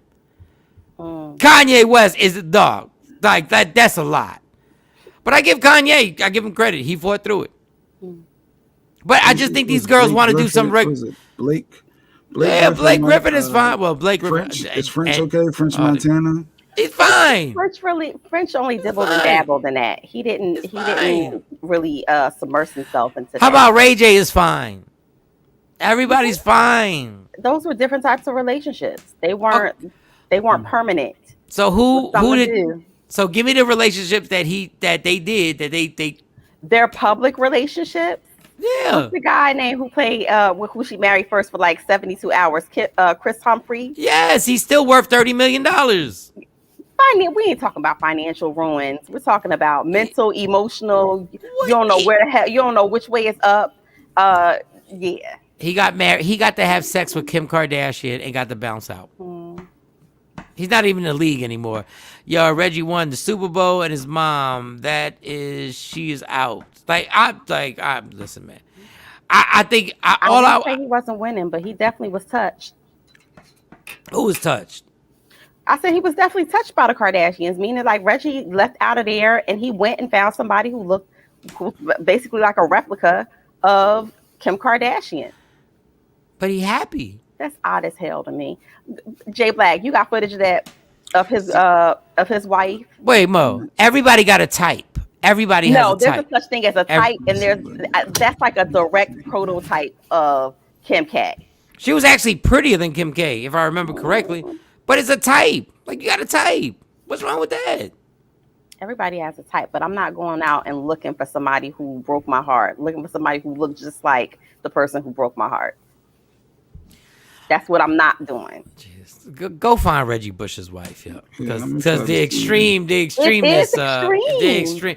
Like, if somebody's happy, you're like, no, that's weird that you found somebody that looks I'm not saying that he's not happy, but I'm just saying that there's something weird. About finding somebody who looks exactly like the person who just broke your heart. It wasn't like no in between girlfriend. That was like Kim, and then he found that chick. Yeah, but he's in LA and stuff like that. They all look alike. Not like this. Not like this. Just find if I don't. I gotta pick. I'll put it up in a second. This is interesting because you have to go to those who are on Instagram. Go to Media Room 360 TV on your Roku, Apple TV, YouTube Live, Facebook. So you can see all of the footage. We'll take a break. We'll come back with Reggie Bush's happy family. The clone of Kim Kardashian. Thank you. But that means she found somebody who looks like her. Like, I don't know. Like, if I like brown skin girls, I'm telling you, you could find brown skin girls that look close, that are similar. That'd be like, yo. Finding a brown skin girl and finding a chick that look exactly like. What? They look like each other. I don't. Those are the white girls in LA, and I know they're not white. They're just the white girls in LA. No. That's every chick at the Starbucks in LA. I don't even like the Kim picture. Kim could have got a better picture. That ain't even Kim. Yeah, you gotta show some other pictures. But they don't. Honestly, what we're doing right now is what white people do. They really don't look alike if you look at them. They really don't look alike.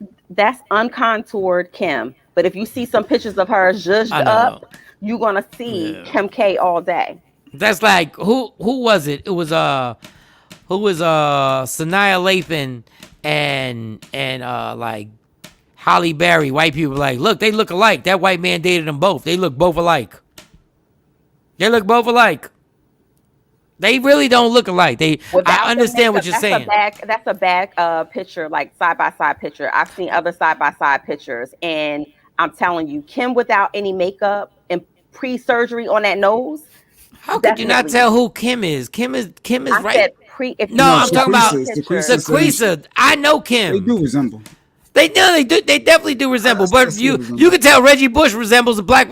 I'm telling you, white people can say Reggie Bush resembles mad black men in Hollywood right now. You can say, is that if you tell white people, is that Nick Cannon? They're like, oh, wait a second, is that Nick Cannon? Nah, it ain't that. This Kanye? ain't that. You look like Kanye. Is that Kanye? No. That don't count, but they do. That's a stereotype. Shaquisa, we think they all look alike too. Stop playing. Y'all really gonna get mad at me. Oh, yes, we do. We think all Asians look alike, so stop playing.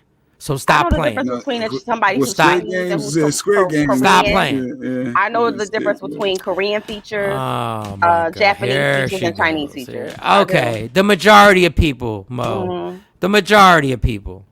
Not you. The majority of people. I a Mexican for a Filipino the other day. Yeah, I want you to try and figure out a Mexican from a Puerto Rican and tell me. Yeah, you go get your petty and Manny and petty done and tell me you're gonna be able to be like if you just walk in there and like and after 3 minutes everybody says their name, you like. Yes, I think most of the time they're Vietnamese though. Oh yeah, missing comments. I lost just jumping in. What y'all talking about? Well, you gotta wait. That's all, but definitely not that in looks, in my opinion. Hey, I don't think it's a big. I don't know. I think Reggie Bush did what he had to do. He got his type. Which everyone has a type. Everybody has a type because you claim Jay Black has a type all the time. You say Jay all the time. You say Jay Black just wants. Yep. Preference and a type. He doesn't like too much melanin in his women. That's wrong, and I disagree.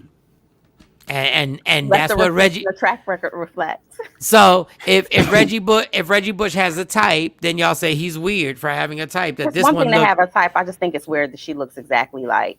They're not exactly alike. If you see more pictures, you will see what I'm talking about. Without makeup, they would even look less alike. If they woke up in the morning, they would even look less alike. I've seen other pictures, and I'm telling you, even on social media, I'm like, really? Mo, if she grew up idolizing Kim, do you know how easy it is to try and look like somebody now? If you got money? It is, but it's weird that I would want to look the furthest from... If my ex had a publicized relationship, I would want to look like the furthest thing from his publicized, broken-hearted ex. It's a lie, Patrice. Don't believe that. Oh, go ahead, Mom. He doesn't, Patrice. So. But if you are attracted to a certain look and then you find somebody who has the same look, but you actually get along with them, what is strange about? Like, I get along with you. Like, you're my type. I get along. That they don't. I just said it's very weird. Why is it weird? There's nothing wrong with having a type, but it's very weird to go out and find an exact physical replica of your ex who hurt you. There was no in between. It was just straight from Kim Kardashian to her. Because he worked. First of all, it wasn't just like he went from her to her. I'm not talking about the chick that he smashed in between. I'm talking about serious relationship. I don't understand. Okay, y'all women are tough to satisfy. Y'all tough to satisfy. Y'all, not really. And y'all are really tough to satisfy. When just because I found somebody who's my type and they look like you, then it's like I'm weird. No, I'm not weird. I just get along with her. I didn't get along with you, and now I found somebody who I like the way they look, and we actually can watch Netflix and chill, and we're chilling and having great conversations, and we're really talking. That's not me. That's just finding the person that you find. I'm not talking about how your relationship evolves, but I'm talking about when you first meet somebody. And if I met somebody who looked just like, I'm talking about just splitting image of my ex, and we just got out of a relationship, and you hurt me, I'm probably not going to date you. And then you're gonna lose out on somebody who could be the person. Who could be the person? So which one is this, Jay Black? I don't have my glasses on. I think that's Kim. I just Googled Oh comparison. no, that might No, her that's nose. not- That's the girl. That's the girl because of her nose. That's the nose. Got you, Mike. No, that's the nose. I can tell by the nose. Her nose is You straight. thought it was Kim though. You see, that's what Mo was saying. They look at first- they do resemble. The first thing I said, if you if I review, look at you tape. and if I look at you like this, But she and I bad think at- it's Kim K. But what? But she's bad. She's dope. She's a pretty girl. I'm not supposed to. She is. So what is the problem? Like y'all be some picky chooser people trying It to just seemed destroy like- a man's happiness. It just Like, seemed like he was like. So look That- at his look skin like color. that. Look at You his look skin like color. that. Him and Kanye got the same skin color. They're white people gonna be like, oh my God, she has I'm a. not talking about skin color. I'm not talking about any of that. I'm saying that girl looks just like Okay, a but skin replica. color, white people are gonna look and go like, she has a look. Kim Kardashian has a type. Look, it's just like that. He looked just like Reggie Bush. It's hard to be. Listen, people, when you happy, don't listen to nobody. Don't listen to nobody's opinions. When you find somebody and you happy with that person, I'm glad he's happy. He has kids. They have kids. He looks like he has a nice life. he got But a it doesn't job. negate the fact that he has found somebody who looks exactly like his ex who hurt him. Jesus Christ. That's all I'm saying. That is weird. That's dog. Enjoy your happiness. They don't look nothing alike. Stop it. Stop. And I tell you, when the makeup comes, and when that the picture she had, it looks like she got the nose job. when the makeup comes off, they look nothing alike. When you contour and do all that, because women, y'all be looking alike walking into everywhere. I can see a bunch of women. I'm like, oh, they look like each other.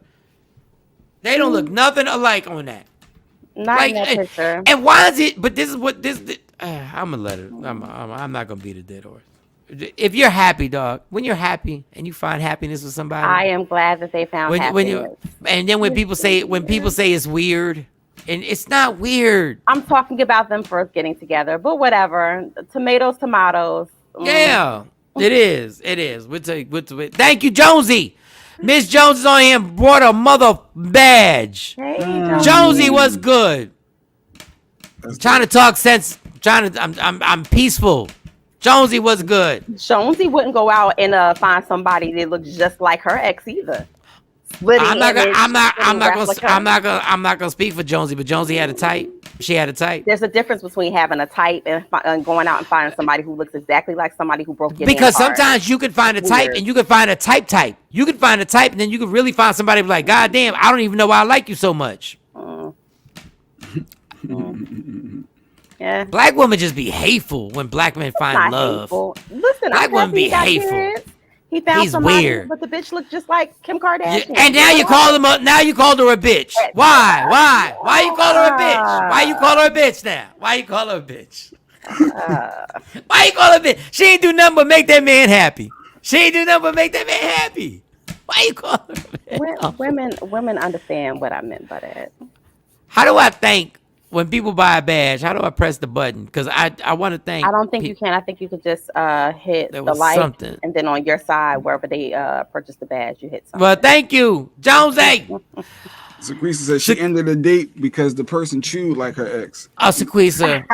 Just because Listen, that's a Sequisa, real thing. That's a real thing. There are people who are broken up now because they could not stomach the way somebody ate and chewed. It's a real thing. Wait, what Mike doing? The chewing thing? I can't with you ovaries today. I can't. Men do it too. No. It's certain things that men look That you at on chew women, when and you- you be when you like, eat. "Yo, it's something about that just I can't." I can't. Oh my God. You ain't never been on a date, Mike, and looked at a girl and be like, "It's something about her that you just be like, yo, this ain't. I'm not doing a second date. I Yeah, might smash, but it's not gonna be a second. But when you allow somebody, when you say somebody chewed like your ex, dog, Jonesy you said, "How gotta did I have a type? I had a steroid high." Yellow slacker, silverback gorilla. Like yeah, Jones is funny. No, you like. Hey, let's keep it, Miss Jones. You like them. They was in shape, like when I was there, when I was around you, you was in, yeah, and I get it.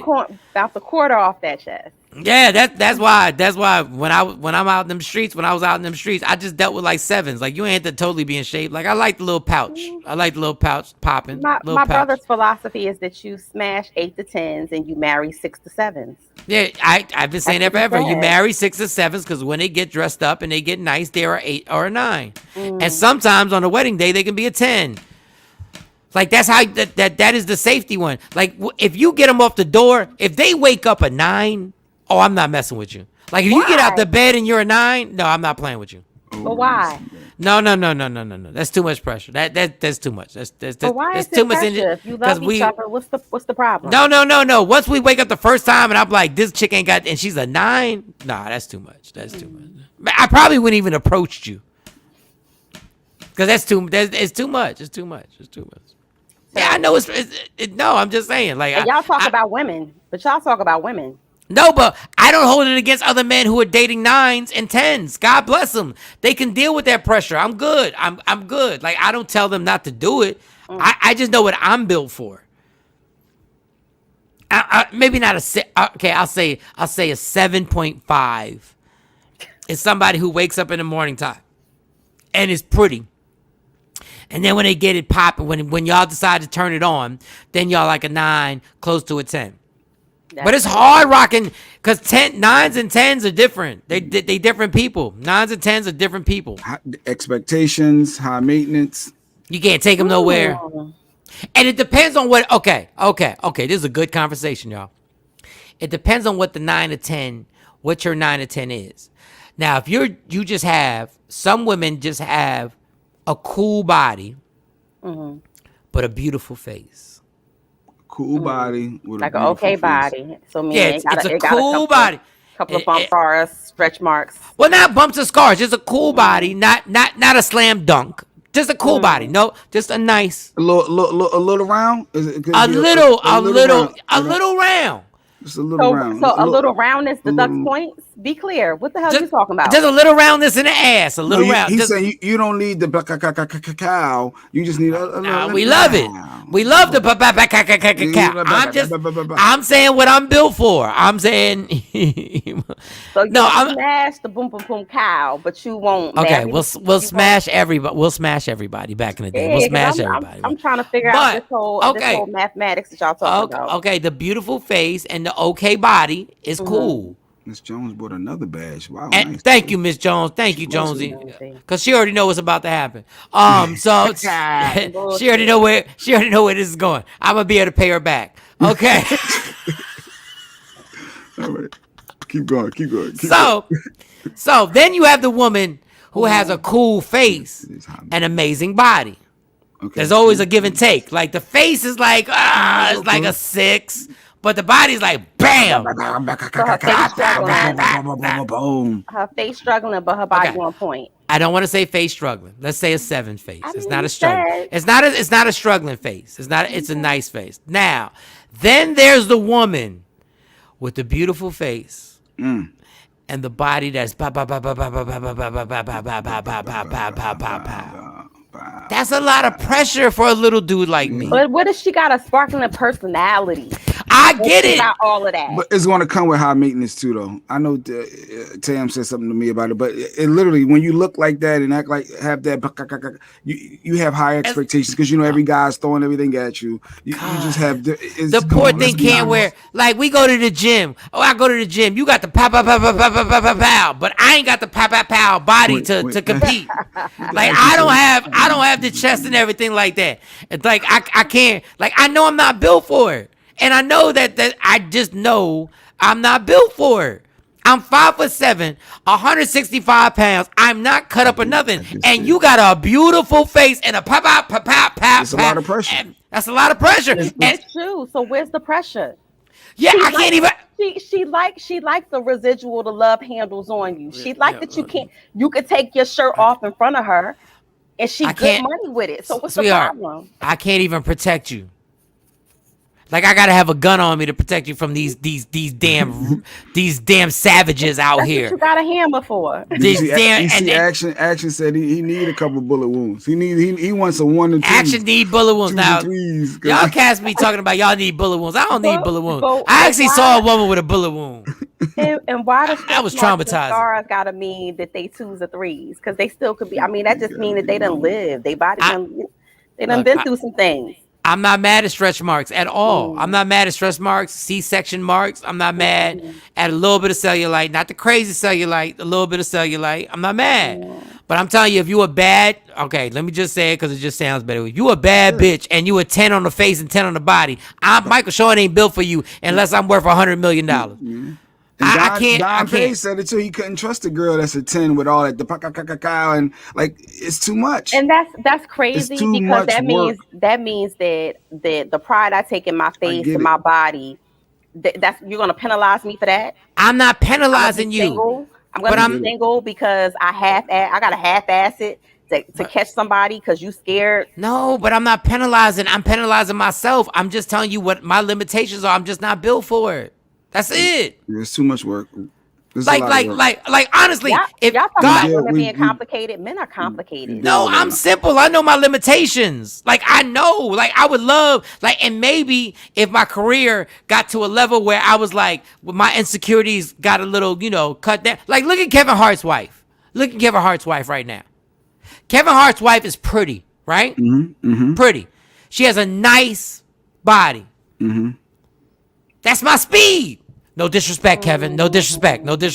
I'm saying that's what we built. That's what a 5'7" motherfucker is built for right there. That's what I'm built for.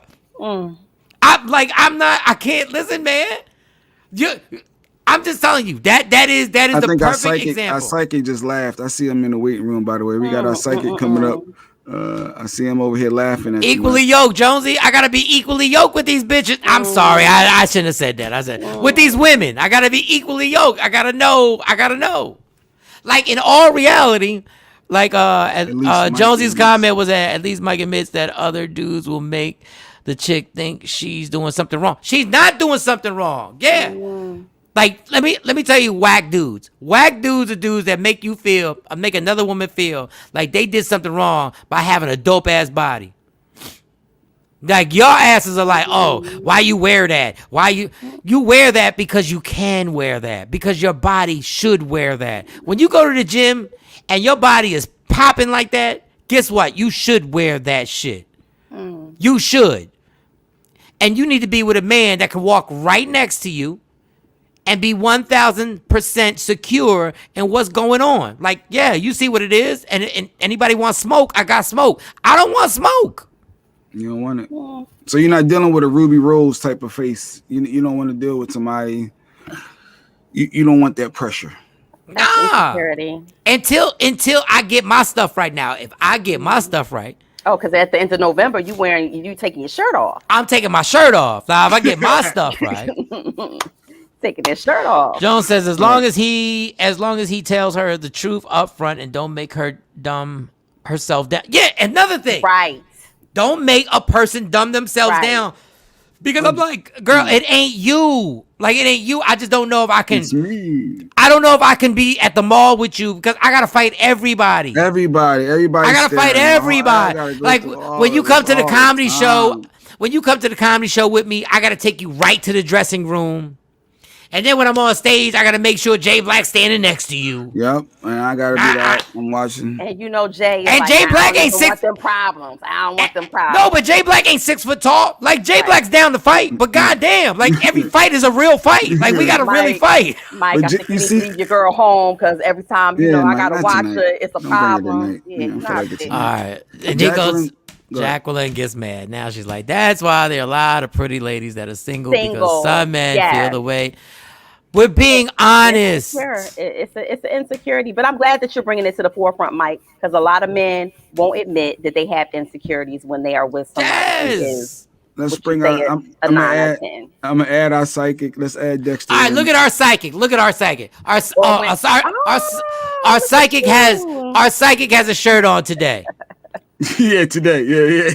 Our psychic. How tall are you, psychic? How tall are you? First of all, tell them everybody. Tell them your name and give everybody. We got new people, and we got to get you on what's up, IG Live. everybody? Psychic medium astrologer Dexter Kendrick. Glad to be here all the way from Walt Disney World. What's going on? Oh, you on Walt Disney World? That's You what didn't see the hat? The hat, yes. Hold on, I want you to get on make IG sure you Live. Understand. Make sure y'all understand. Normally, our psychic, has a little skin showing, and not for nothing, he works out.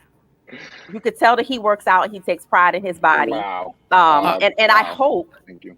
that his love interests or partnerships, entanglements, whatever he's involved in, I hope they don't say, can you cover that up? Why you always gotta show that? I hope they don't feel inferior because he got the situation going on. Okay, well, let's just get Dexter. I'm trying to get him on the IG Live so everybody can see it. I want him to get on the IG. Can you get on? Yeah, I can get on. Let me hop and on then right now. I'll explain everything, and then you can start taking. I was definitely listening. I'll just being honest, Dexter. See, my honesty is being taken. My honesty is being murdered right now. Can't be honest, I'm just being honest. I've dated women, so what I've learned about women in my experience is women who are really, really attractive are still usually dealing with insecurities. In fact, maybe more because there's so much attention coming their way. So usually, I mean, in terms of insecurity from a man's perspective, I would say if a woman's really interested in you, she's really it pleases her from what I've seen to swerve other people. So, there's always chicken heads. There's always idiots out there, regardless of sex. So, all right, I heard him for you, babe. I love them love hands. What is your IG? What is your IG, Dexter? Because I know I've gotten you. Okay. Because Love 911 Tarot. All right. Because I want everybody. And then I want to explain what goes on here and why there's damn. I hope we don't have this problem. Bobby say, Bobby, Touchstone coming up too. Bobby, right after Dex, Touch will be on top of that. All right. Our psychic Dexter, he's about to join. Like it's a serious problem, Bobby Holiday. Man, you know damn well when a woman looks like you, we have to wait. There's a feedback. You gotta turn it down. 1 2 2 2 2 2 2 2 2 2 2 2 2. Okay, so Dex, how tall are you, Dex? How tall are you? I'm 6'3". 6'3". How much you weigh? 2 something, maybe 40, 50 now. After COVID. After COVID. So Dex is my prime. Listen, this is a primitive world we live in. Even though we try and act like there's some type of we're some high intellectual culture. He's 6'3", 240. If her face is beautiful and if her face is a 10, her body's a 10, and she got the yoga pants on, and they're walking out, guess what?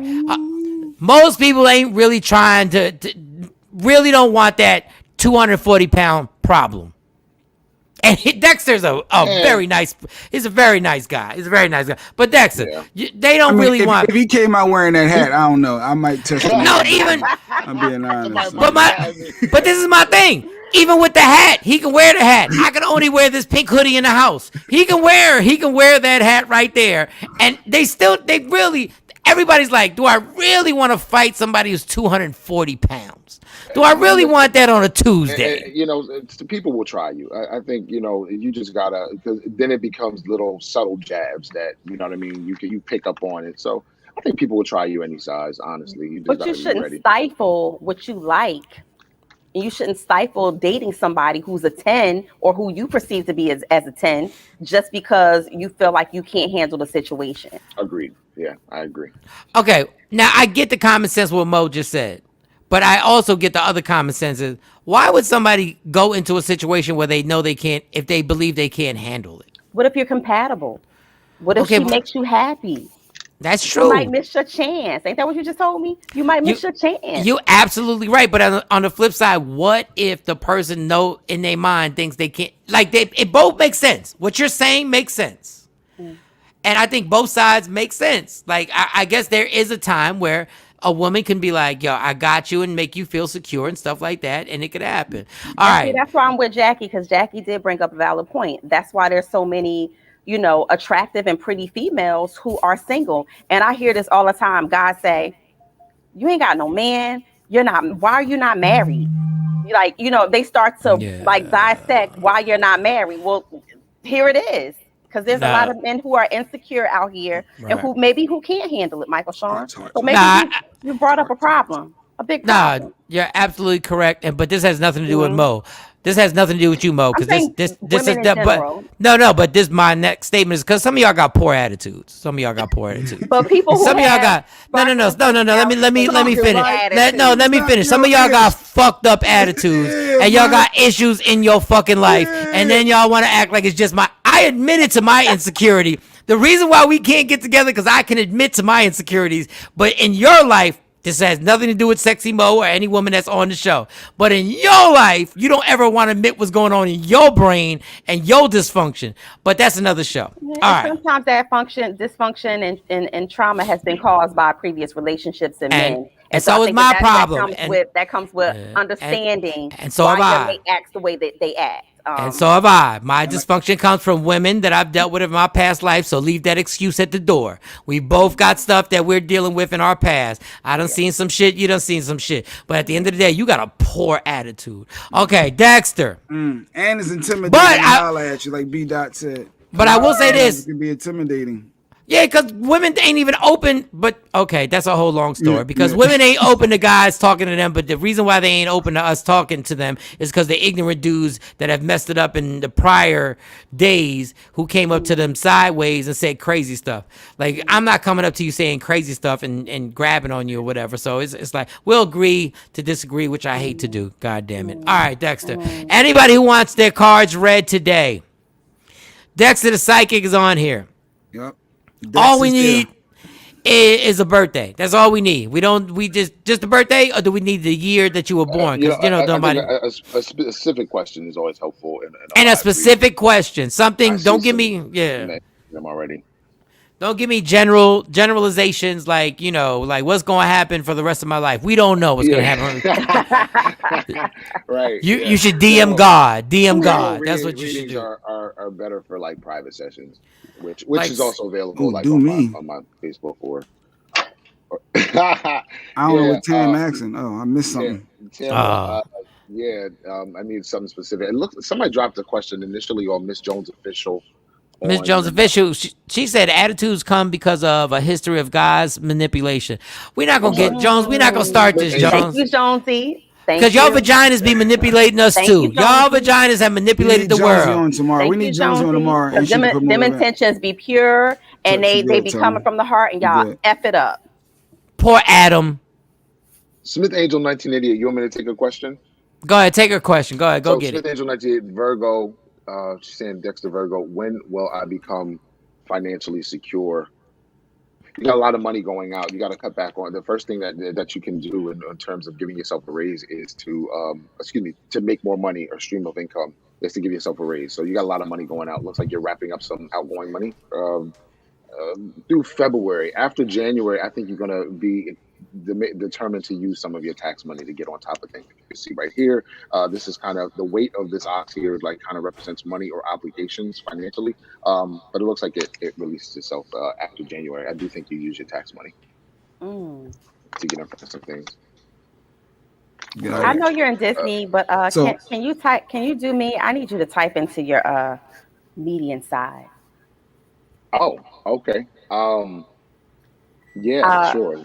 So what happened to me 2 days ago is I was flipping through social media and I heard a song and I immediately tears just started coming. And it was something that made me think of my grandmother. And then right after that, it made me think of another person who passed away, both within the last 2 years. Okay. And was it your grandma? So the first one was, and the second one was a friend. Okay. All right. Give me a second. So, as soon as you said your grandma, a woman kind of showed up, and she seems to be like offering you something. Did your grandma have like a piece of jewelry? It looks like it might be a red stone. Did she have like a piece of jewelry that she gave you, or a piece of jewelry that you wear that has like something looks like some kind of red stone? She seems to be like making some kind of offering to you. And so I'm curious, did she ever give you a piece of jewelry, or is there a piece of jewelry that you have now that has like some kind of red stone on it? I'm just curious. No redstone. Okay, give me a second. Mm-hmm.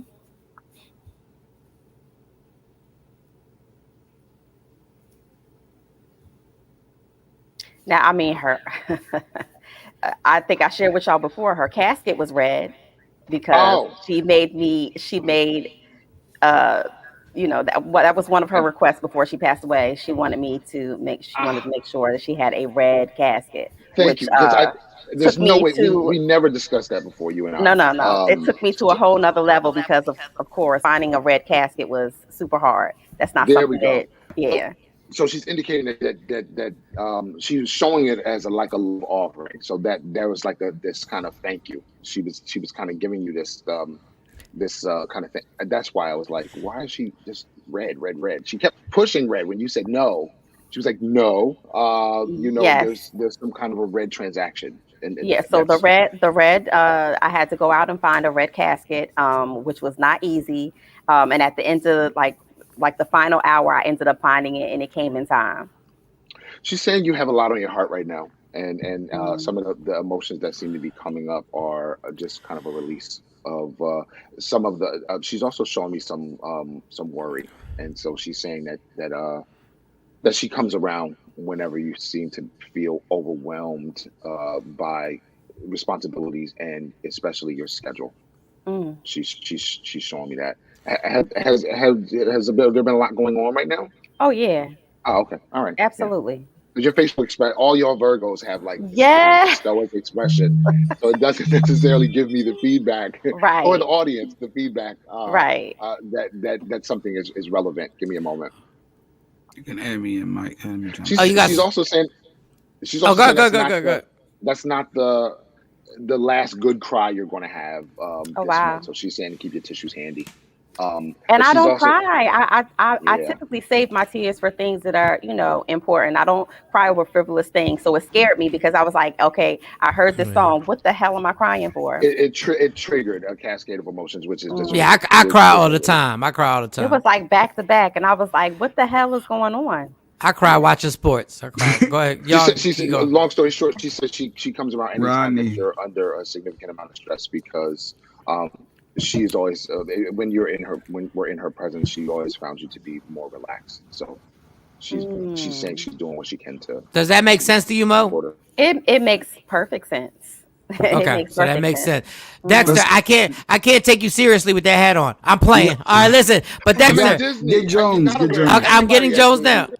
You got to take that hat off. You're looking crazy. No, I'm playing. I like that. I actually like the He's hat. in Disney. He's supposed Right, to. I love I'm it. never going to wear. I can't wear it at home. You know what I mean? Unless I walk around, unless I carry my Listen, This blade son of a properly. bitch got You know what I Mickey mean? on his head. I Yeah, love with a it. flower. With a flower, right? Well, No, we This is loved. Mickey's hat. I know, I Yes. get it. I see the whole thing. No, you know what? When I was in Disney World, I did the same thing. I ain't gonna lie. All right, Miss Jones, her birthday is October 24th. Now she's really like serious into this. October 24th. Not that everybody isn't, but I'm saying she's been doing this for years, having psychics read and stuff like that. She says, "My moon is in Sag. Tell me if I see work soon and where." Now that's as goddamn specific as you can get. Do you want me to repeat that? Or are you good? Like, are you good No, with it's it? all right. No. October Um, 24th. there seems to be some light work, and by light work, it looks like there's like some contributions that are made next month in December. Venus was just in Sagittarius, so you've already created a vortex that's drawing to you what you're asking for. There'll be something a little bit more steady coming in February. But right now, just there seems to be some contributions that lead you to a larger movement. In fact, short story, a buddy of mine was asking me about a job before. I told him it was coming in January. He hit me up in May to tell me that the job never came. I said bullshit because I got what I got, and it wasn't from me. It was from on high.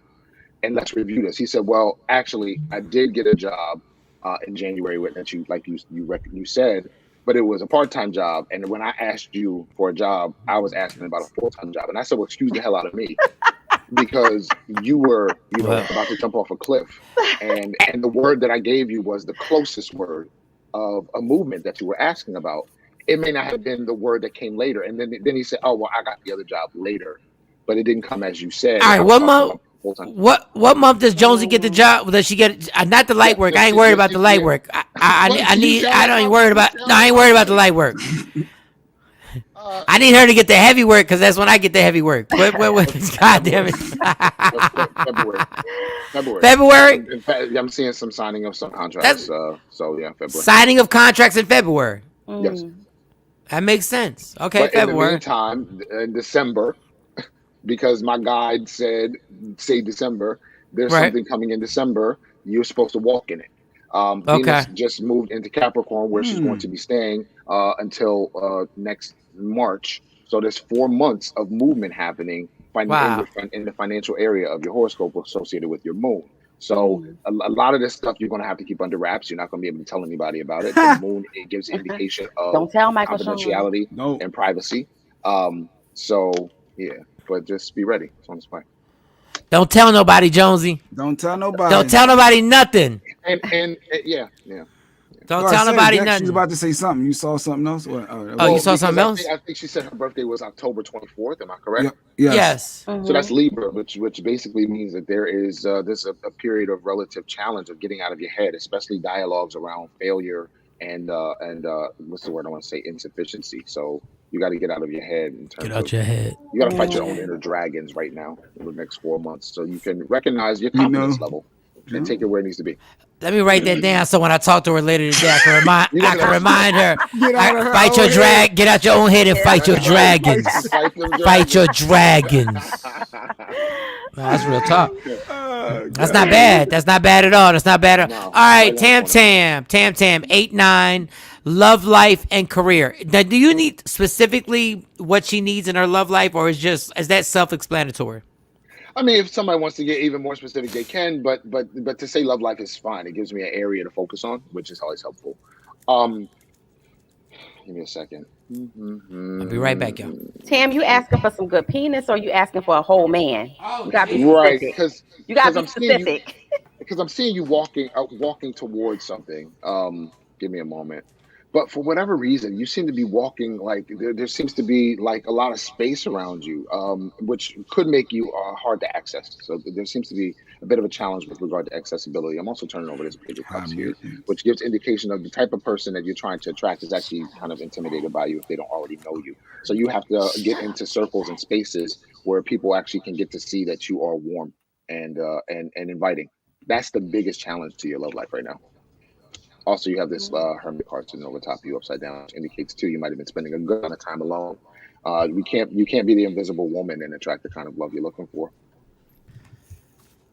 Socially, I mean. Hopefully that makes sense, Tam. Get out there, be more open. Don't be high maintenance. Somebody got the same birthday as Jones.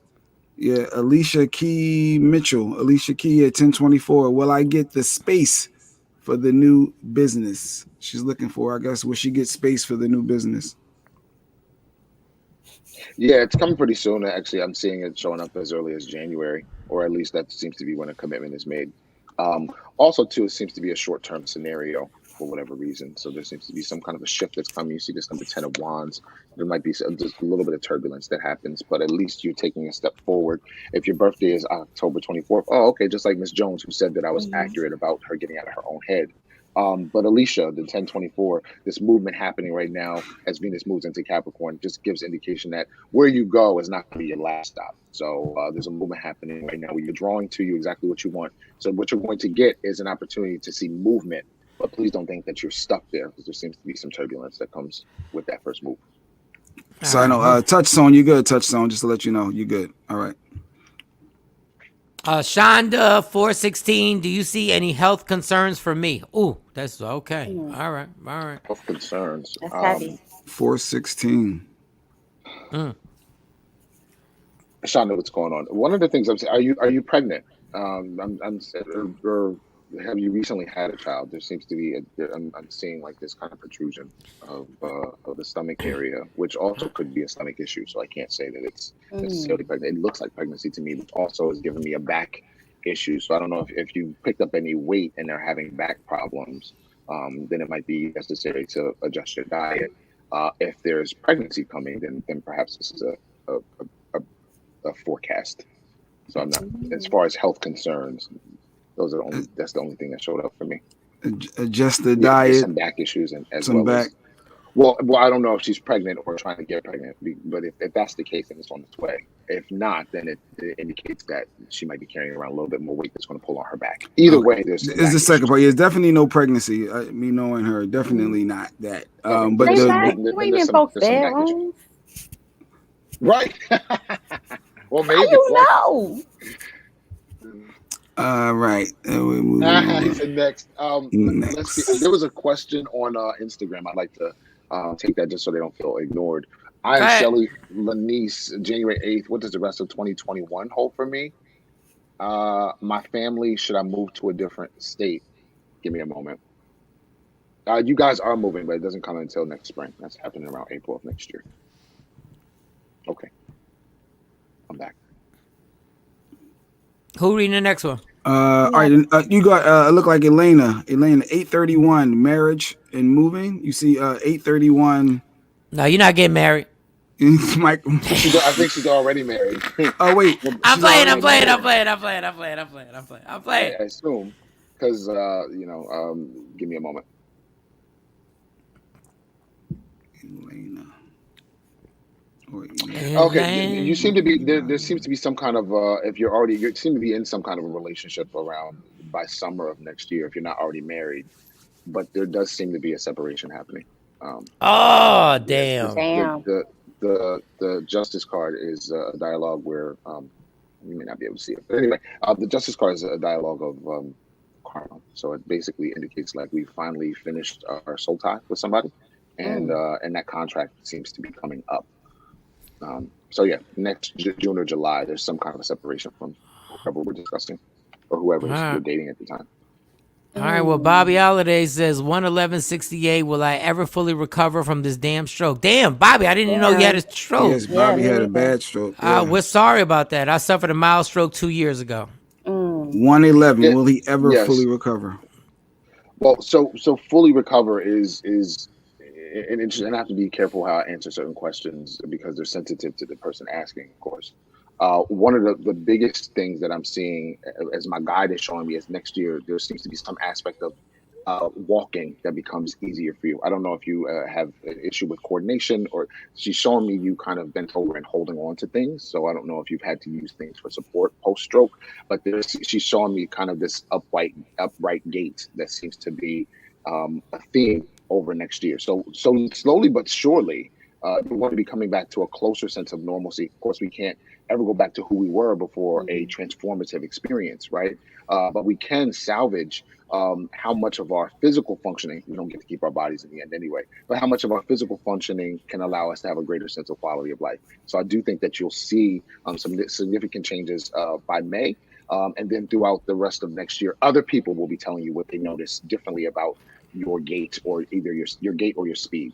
Once again, she was showing you kind of holding on to some things as far as support was concerned for mobility. So your mobility is going to be. All right, well, Bobby, we hope you eating better and you're getting yourself in shape and stuff like that. Didn't know that, and you're always in our prayers. But I'm sure you're gonna be fine.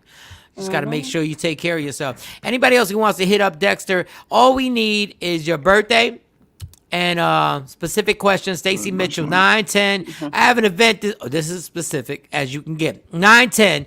I have an event this weekend. Will I make some money? Space for my business too. Yeah, that's a real good question. Give me a second. All right, let's see. Actually, you have there's a movement happening right now. Whenever Venus comes to Capricorn, Virgos flourish. Whenever any planets come to Capricorn or Taurus, Virgos flourish. So as far as you're concerned, this movement right now is a movement where you seem to be stepping out of your comfort zone. Also, too, try to make sure you're enjoying yourself. Right now, there's a movement happening in your horoscope that's associated with fun, and anything that you're passionate in is going to flourish. You have between now and March of this opportunity to also review and revise the ways that you can further get your name in people's mouths. It's time for you to make sure you're focusing on public relations as far as your reputation is concerned. Don't forget to do a call to action. Don't forget to get people's information so you can follow up with them or create a listserv. Now's the time to make sure you're implementing and planting seeds that keep people coming back. back. As soon as somebody does a reading with me, they immediately get an email for 10% off a future reading. Why? Because the best client is the most recent client. And you'll notice as soon as you buy something from Old Navy, they in your inbox, right? As soon as you order something from H&M, they're in your inbox with another coupon. Why? Because they already have your business and they want to keep it. So that's the goal for you over the next 4 months. Make sure you take this opportunity to do your homework. Dexter, I want to tell you got an approval stamp from Miss Jones Official. That means something. And Miss Jones Official, I know who Miss Jones legendary. Is. Yeah, you know who Miss Jones is. She gave you like, this guy's decent, Mike. I approve. She gave you the stamp. She gave you the stamp. But she could take that shit back at any moment. Like, I know Jones. Like, understand. Like she stamped my approval. She stamped my approval on a Tuesday and took it back Tuesday night. Like, I love her. I already know.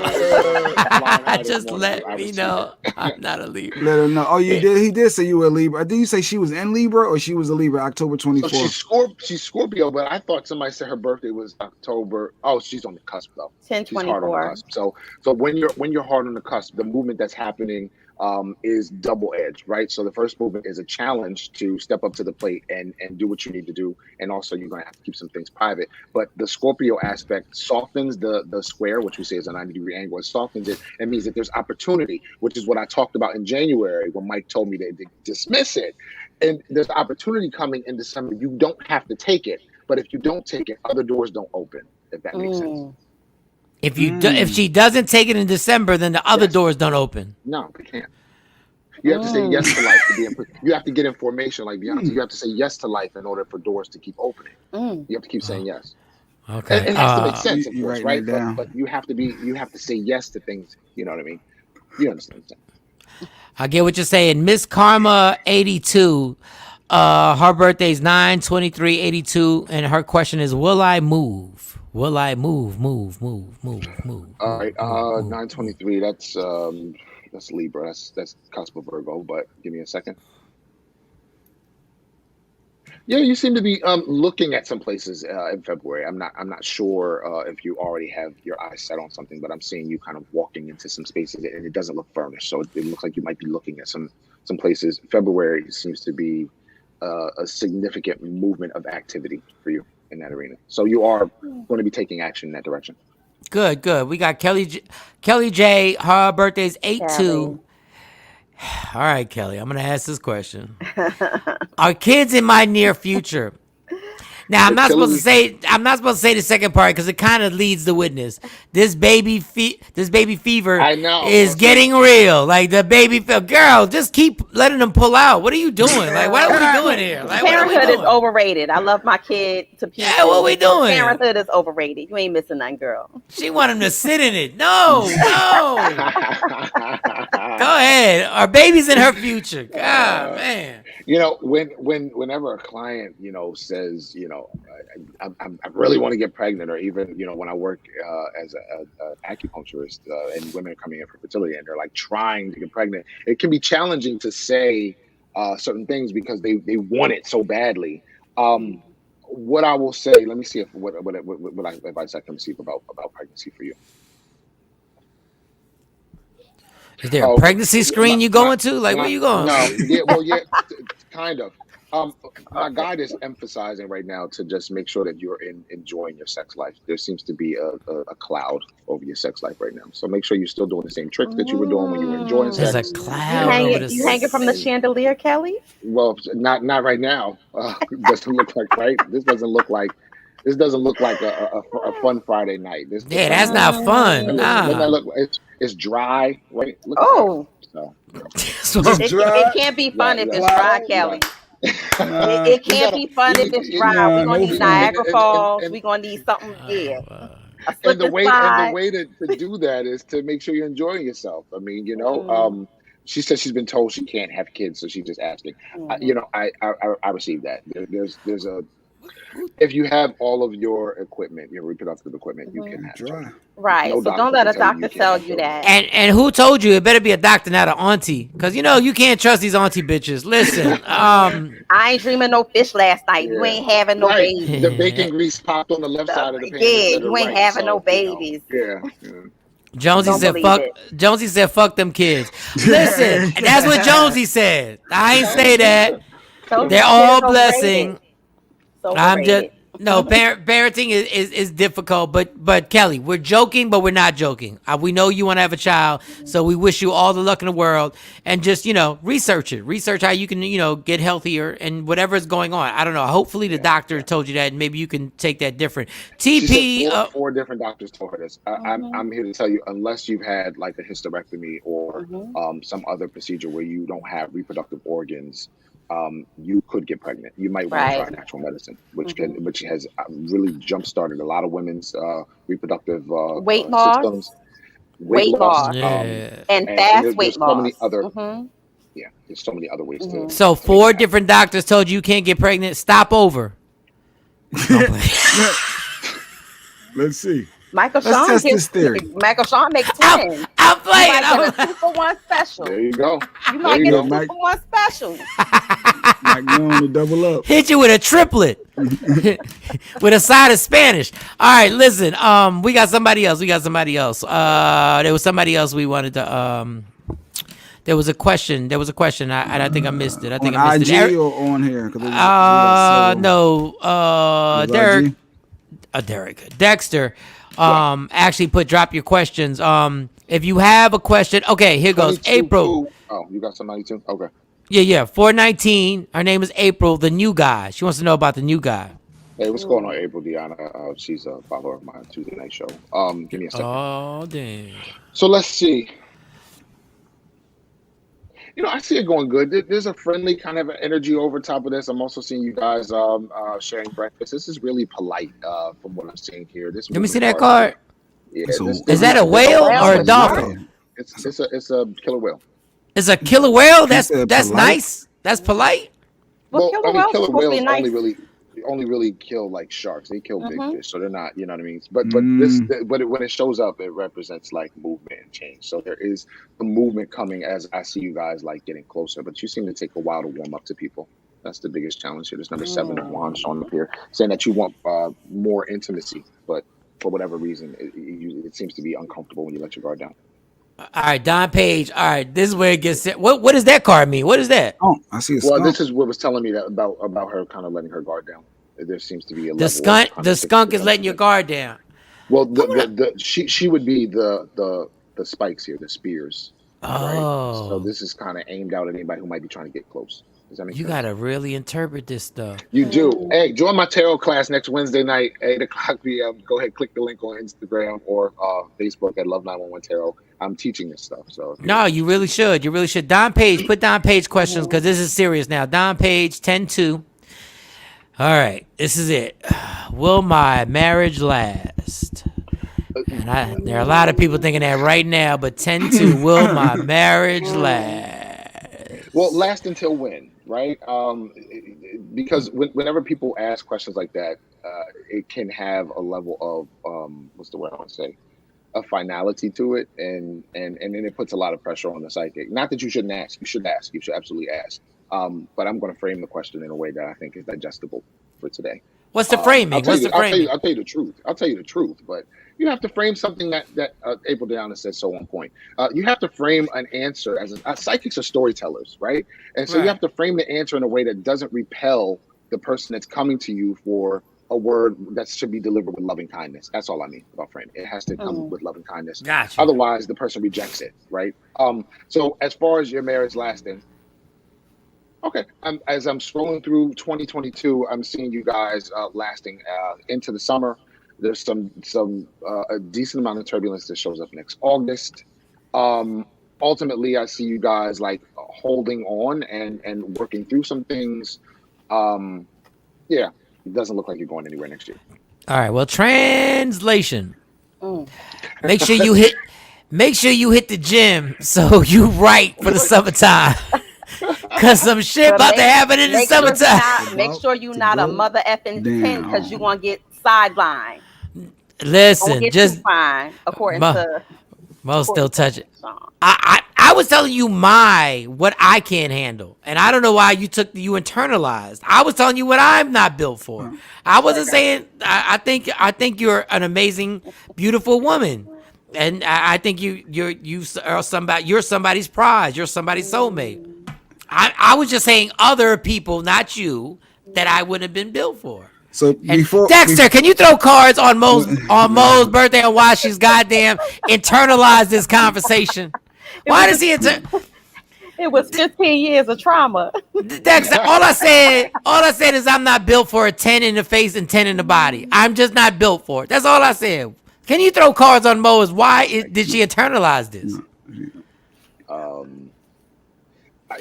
Mostly this card is saying she's just trying to teach you, right? These are gems. There you go. This would be you, right? There you go. And that would be Mo. See, Jay, what was you scared of? Jay, what was you scared of? What was you scared? What was you scared of? What was you scared of? Let's bring our next guest in before Dex leaves so he can give a reading. So we bring our next guest in, Mike. We talked about DJ Touchstone yesterday being the only, the world's only blind DJ, physically can't see, born blind, Dex, born totally blind. Let's see if we're going to bring Tone in. Good morning, Touchstone. Good morning, Tone. Yeah. What up? Good morning. What up, Touchstone? Good morning. Good morning, Tone. Turn some lights on in that goddamn room, Touchstone. Why you? For what? Mike. For what? Why you a witness protection? Goddamn, we need to see you. For what, right. though? For what? Touchstone, what's your birthday? Give it to Dexter. Do you have a question? This is our psychic reader. Do you have a question? 4th of July and career. Oh, awesome! Well, Hey, overall, I'm sorry. in the building.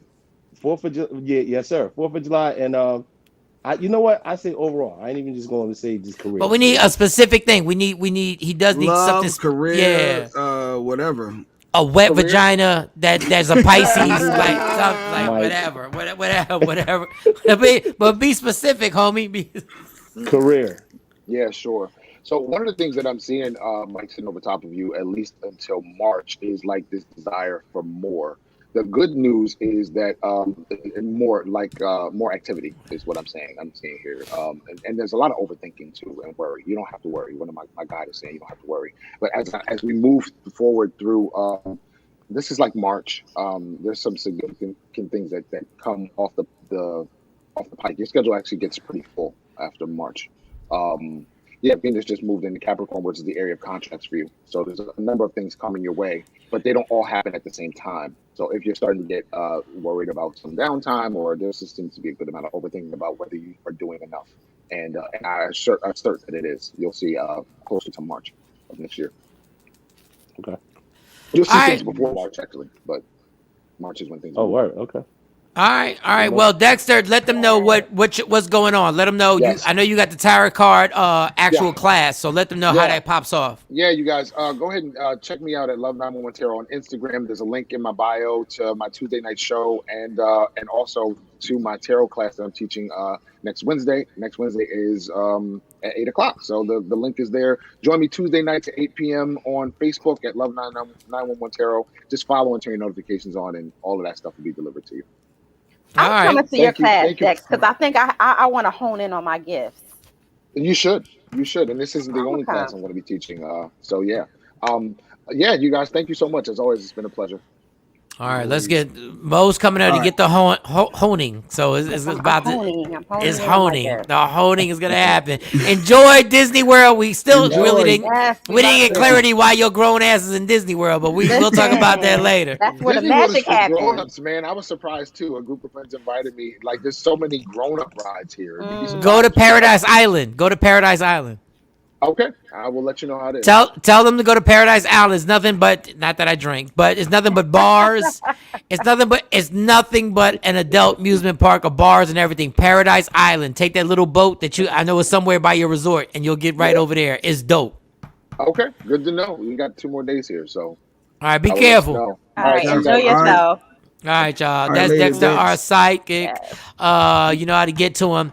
Touchstone, you're on Touchstone. DJ Touchstone, the #1 blind DJ. Legendary. Yes, legendary. Legendary status, iconic DJ in Philadelphia. Touchstone, you on your cell phone or your laptop? Because we're not going to get you on IG, right? No, you on cell phone. Nah, I'm on my cell phone. Trust me, I was trying to troubleshoot with laptop, and it's funny, Jay Black, because during the course of waiting, I got like 5 different calls. I'm like, damn it, now I gotta reload and all of that other stuff. So that's every why I was time trying to somebody call. troubleshoot. Yeah. Now, this is the yeah. amazing thing about DJ Touchstone. First of all, he's a blind DJ. Blind. Okay, so when I met Touchstone, I was absolutely like taken aback, like everybody was, because there's a time when I met Touchstone. This is when people carried crates. Yes.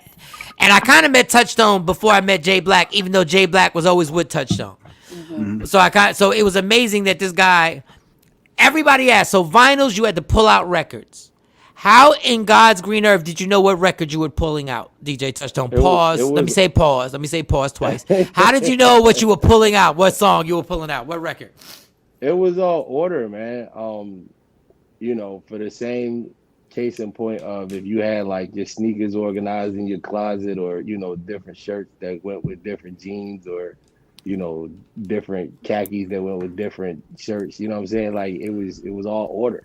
And even to this day, with everything being in my computer and Serato, it's all order. And everybody has different ways of organizing stuff. For the same way, in the crib you got a way of organizing your closet versus you go to somebody else's crib and see their closet and see how theirs is organized.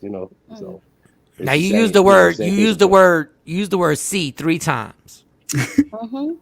That's what is amazing about you. Facts. Is that you literally say stuff like that, like you see somebody's closet or you see somebody's like.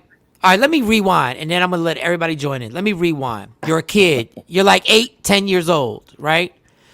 Could you ever see? And No. was there ever a time you could see? You never could see. No, it's born that way. All right. So if you had to explain how tough it is to be a kid in an urban area in Philadelphia and be blind, could you tell us how tough was that? It was tough only because even though I can't see, I still wanted to be like everybody else. Me being blind has definitely been a gift, but there's parts of that comes with it that's a curse as well. As a kid, hell, I couldn't go out and play hide and go seek. You know what I mean? Right. But it was tough. I mean, I say this to put it in perspective. Just imagine walking around your house with no lights on, and you got to find your way around your crib. Damn. That's life, and that's been life for me for 40 plus years. Feel your way around. That's all you have to go on. That's what it is.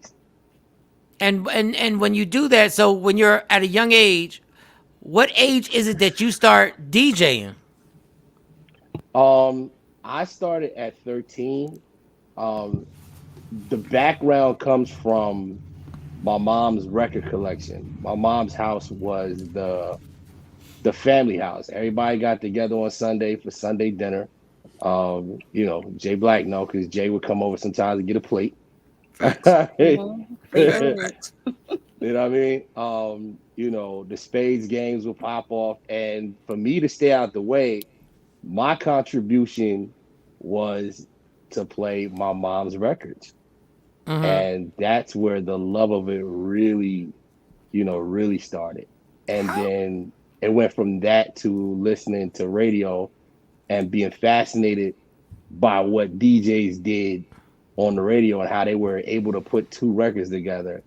That really piqued my curiosity. How the hell did Jay Black? How you become friends with Jay Black at such a young age? Like, I just want to say this blatant. I want to say this real blatant, right? And Touchstone, brotherly love. That's what we got for each other. So you don't take none of this. Yeah. No, how the fuck did Jay Black start hanging out with a blind guy? Like, how did that work out? How did that work out? I tell it from how I remember. I was about to say, do you want to tell the story? I tell it. So the reality is this: I was we talked about this on the show a lot. I used to be a manager at Pizza Hut. Touchstone used to work for me at Pizza Hut and used to wash dishes. Who in the fuck hired a blind guy at Pizza Hut? Like, who did that? Like, fuck the application. You can't see. Like, explain to me how. So here's the thing, dude. I was always the go-getter. Like, I did not want to be the stereo, and again, it's been the gift and the curse. It's I never wanted to be the stereotypical blind person, if you will, or the person that had the quote unquote let me see if I can do it with my fingers.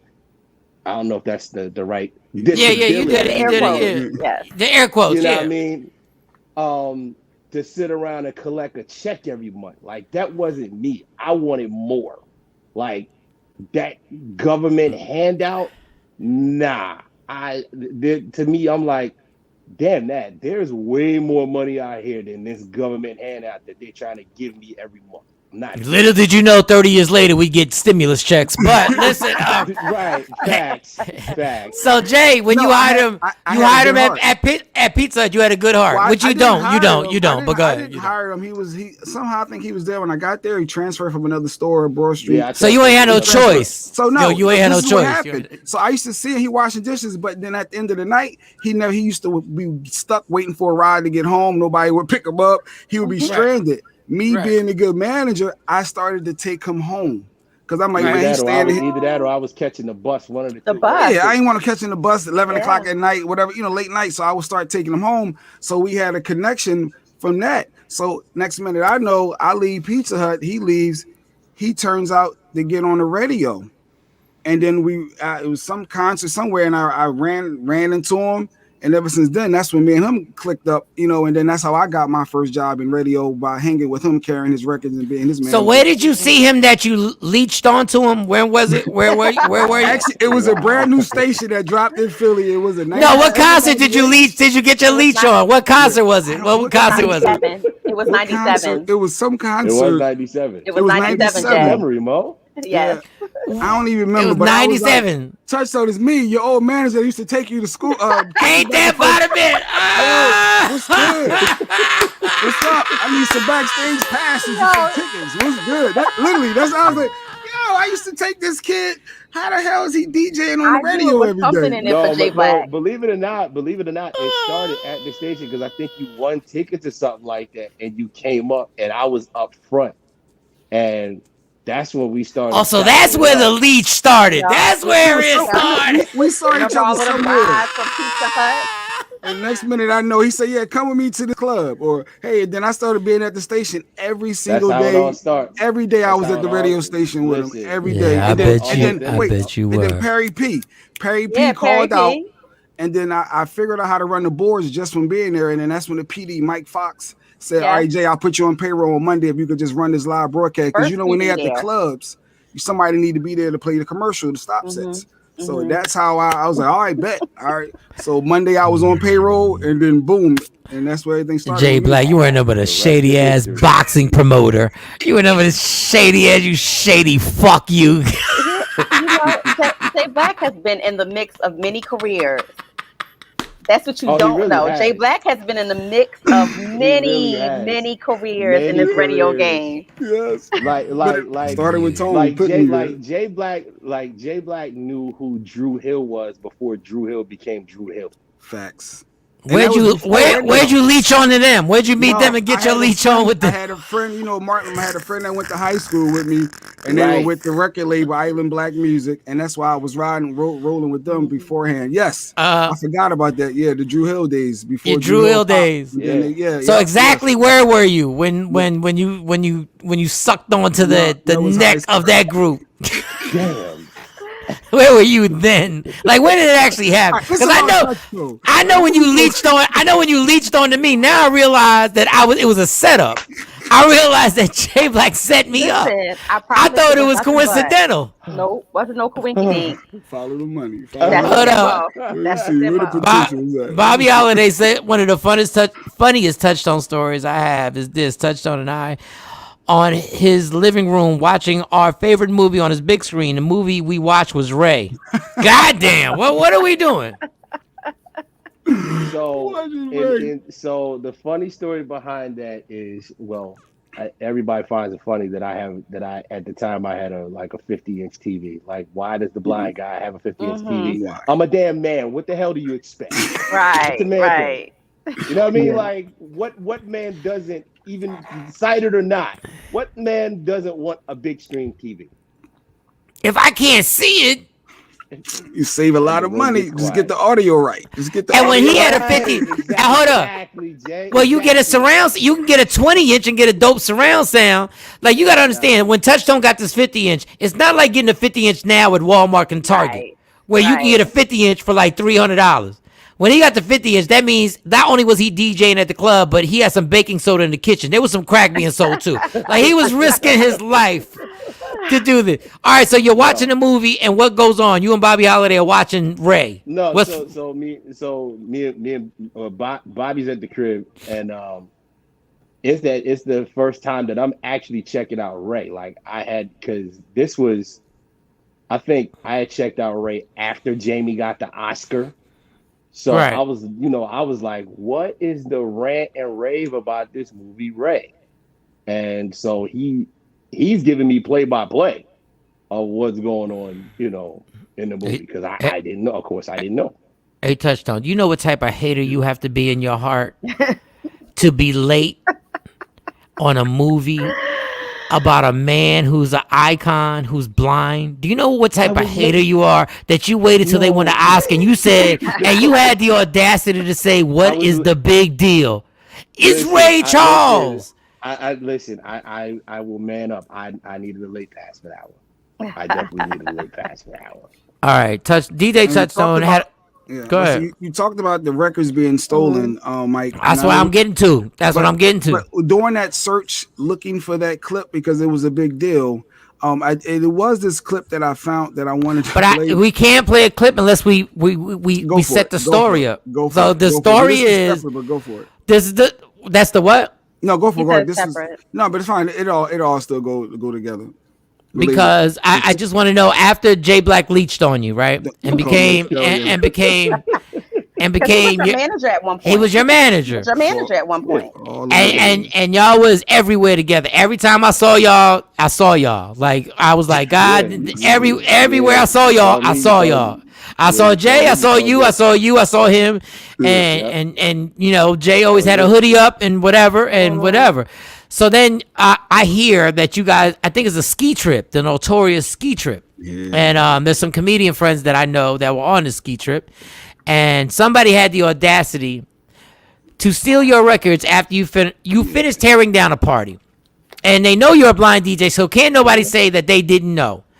It's disrespectful to steal from Jump Street. But they know you're a blind DJ.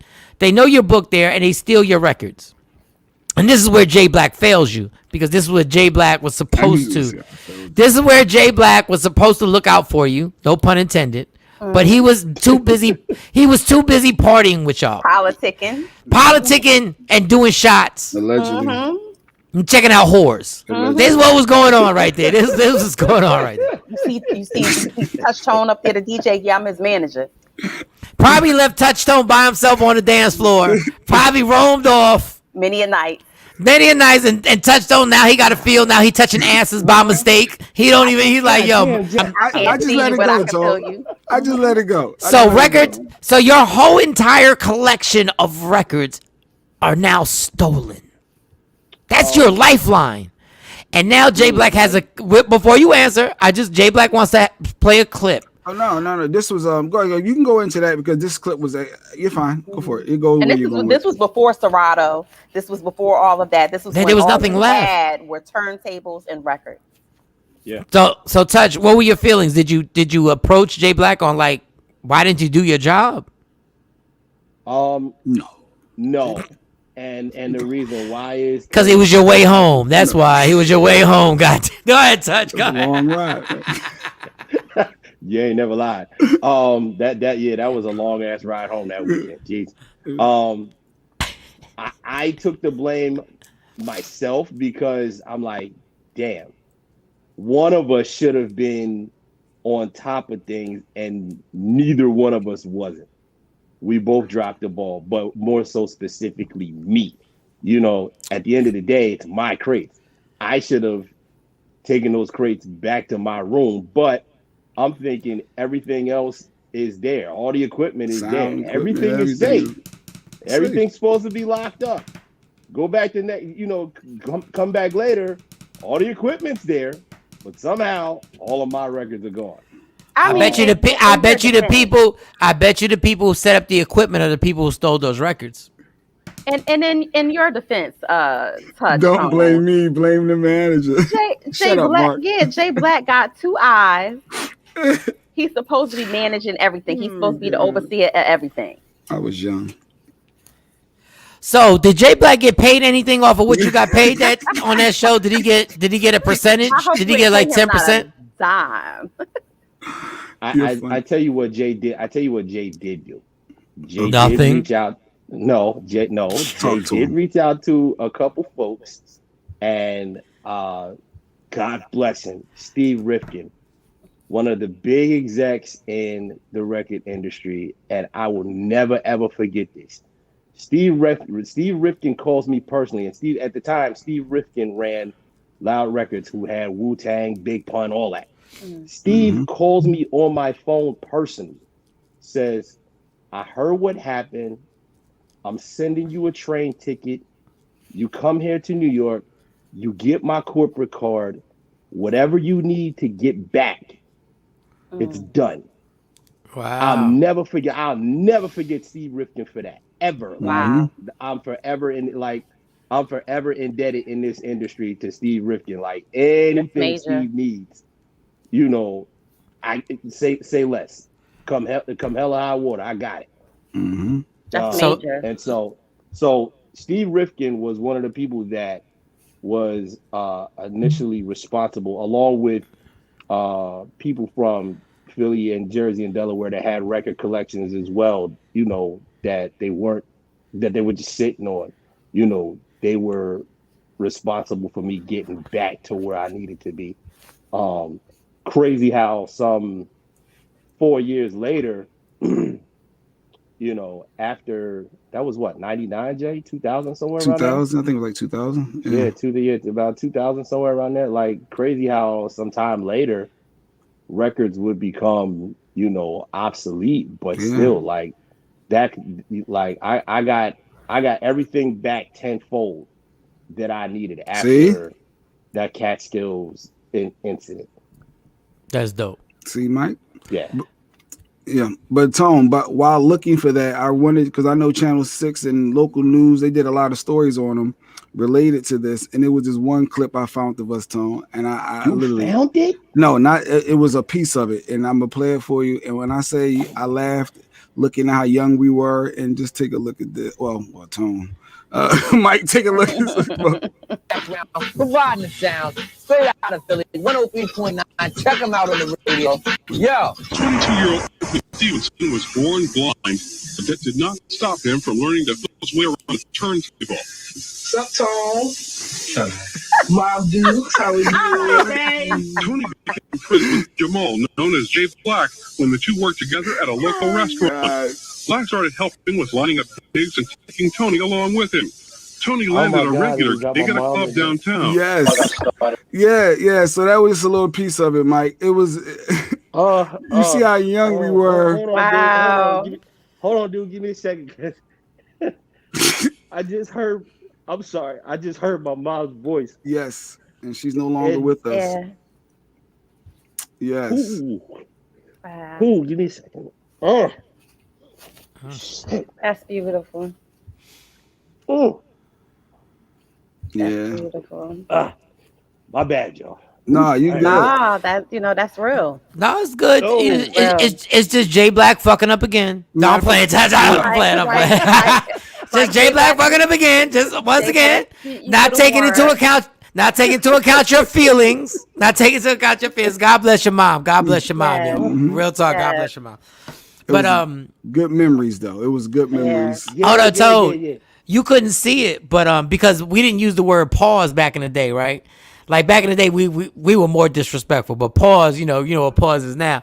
Jay Black put his hand on your shoulder. When I tell you, he should have done a double pause on what it looked like. Hand on his shoulder. He was like, and he put it. He has never touched my shoulder. I would smack the shit out of Jay. He ever touched me on my shoulder the way he touched you on your shoulder, son? Then you got me. Play that replay again. Play that replay again. No. That's a double pause. That's a double pause. Now I'm gonna be looking. That was a quadruple pause. That did not It stop was him from learning awkward. to feel his way around the turntable. Stop it right there. Stop it right there. Stop it. I touched his head. rubbed Stop it right there. He rubbed his head. Touchdown. It was like a lingering. He rubbed your shoulder. He rubbed your head. That If was he a would have done, caress.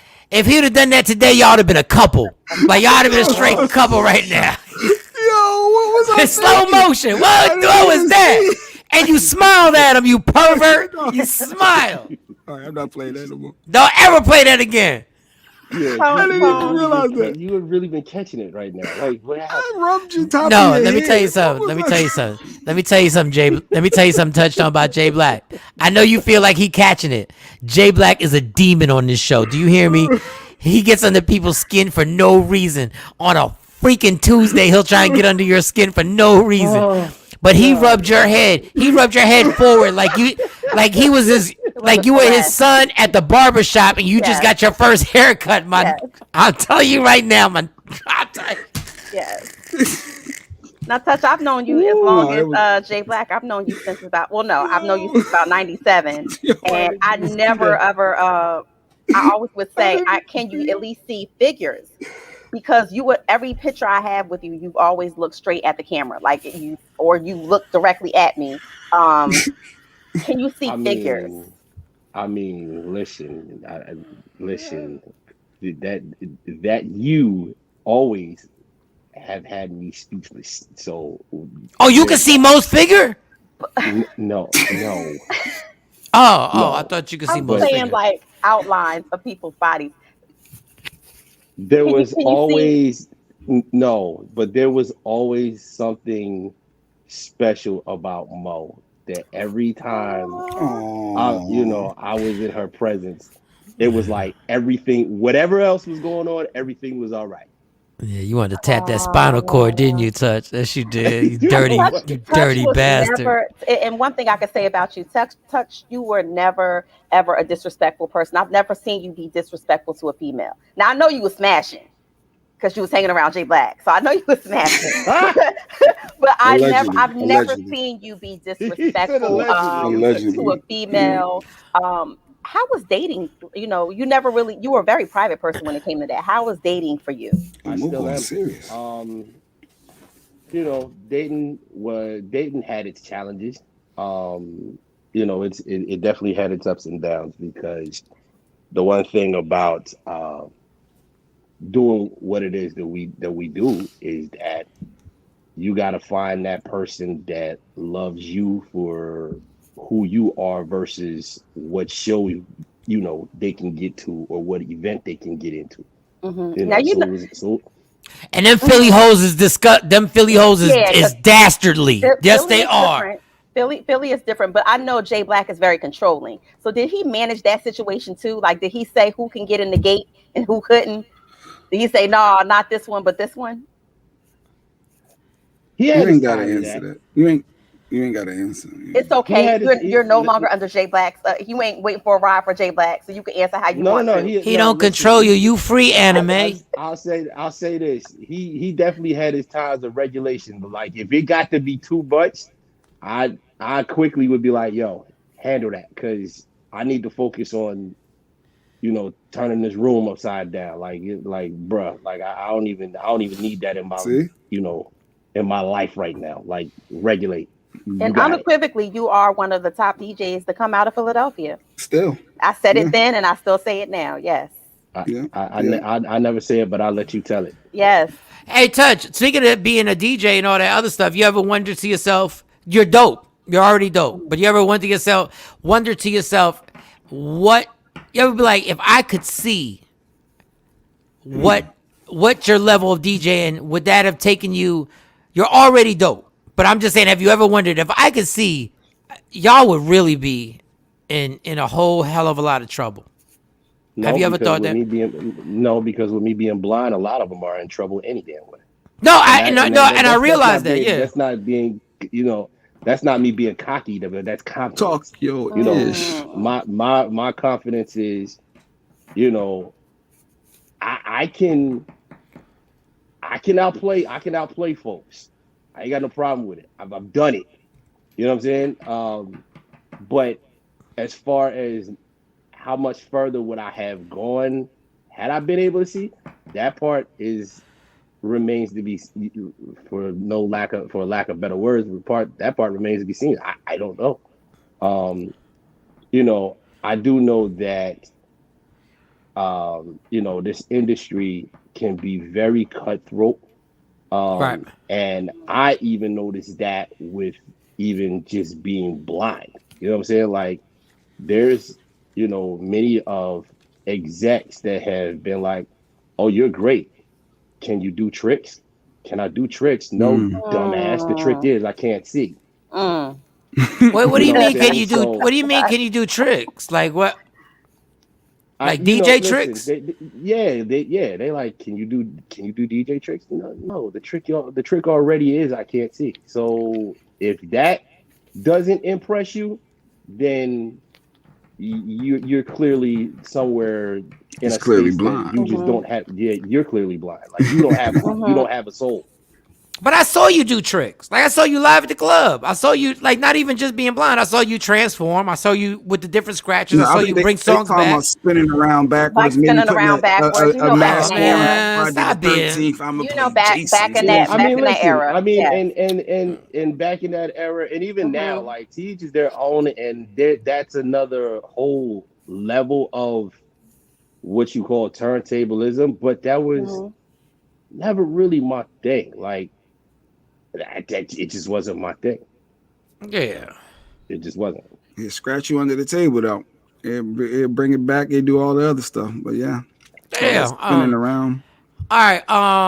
So when I put a couple of pictures up from you over the years with a couple of celebrities like Jay-Z, Jamie Foxx, Mike Tyson, Debo from Friday, Black Rob. Listen, you never sent me these, but okay.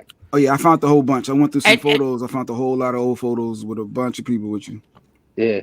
So before we got a few more because Mo got to do allegedly. You can stay on here for allegedly, but all right. Let me just ask you some real dude questions. So you're a radio personality. We was all running the streets. We was running the streets heavy and everything like that. So when you get a chick and you about to do what you got to do. Tilt your phone up a little bit too, Tom, so I can see the. Do you have the like? There you go. Are you raw dogging it, or are you putting the condom on? Like like how are we? Like, are we? Because it's already I'm a fool, not a damn fool. So you grabbing the condom and you like, but you like because if you don't have a condom, then you kind of got to take because you can't just leave and go get one. Nah. Did you ever put it in the butt by mistake? Did you ever put it in the butt?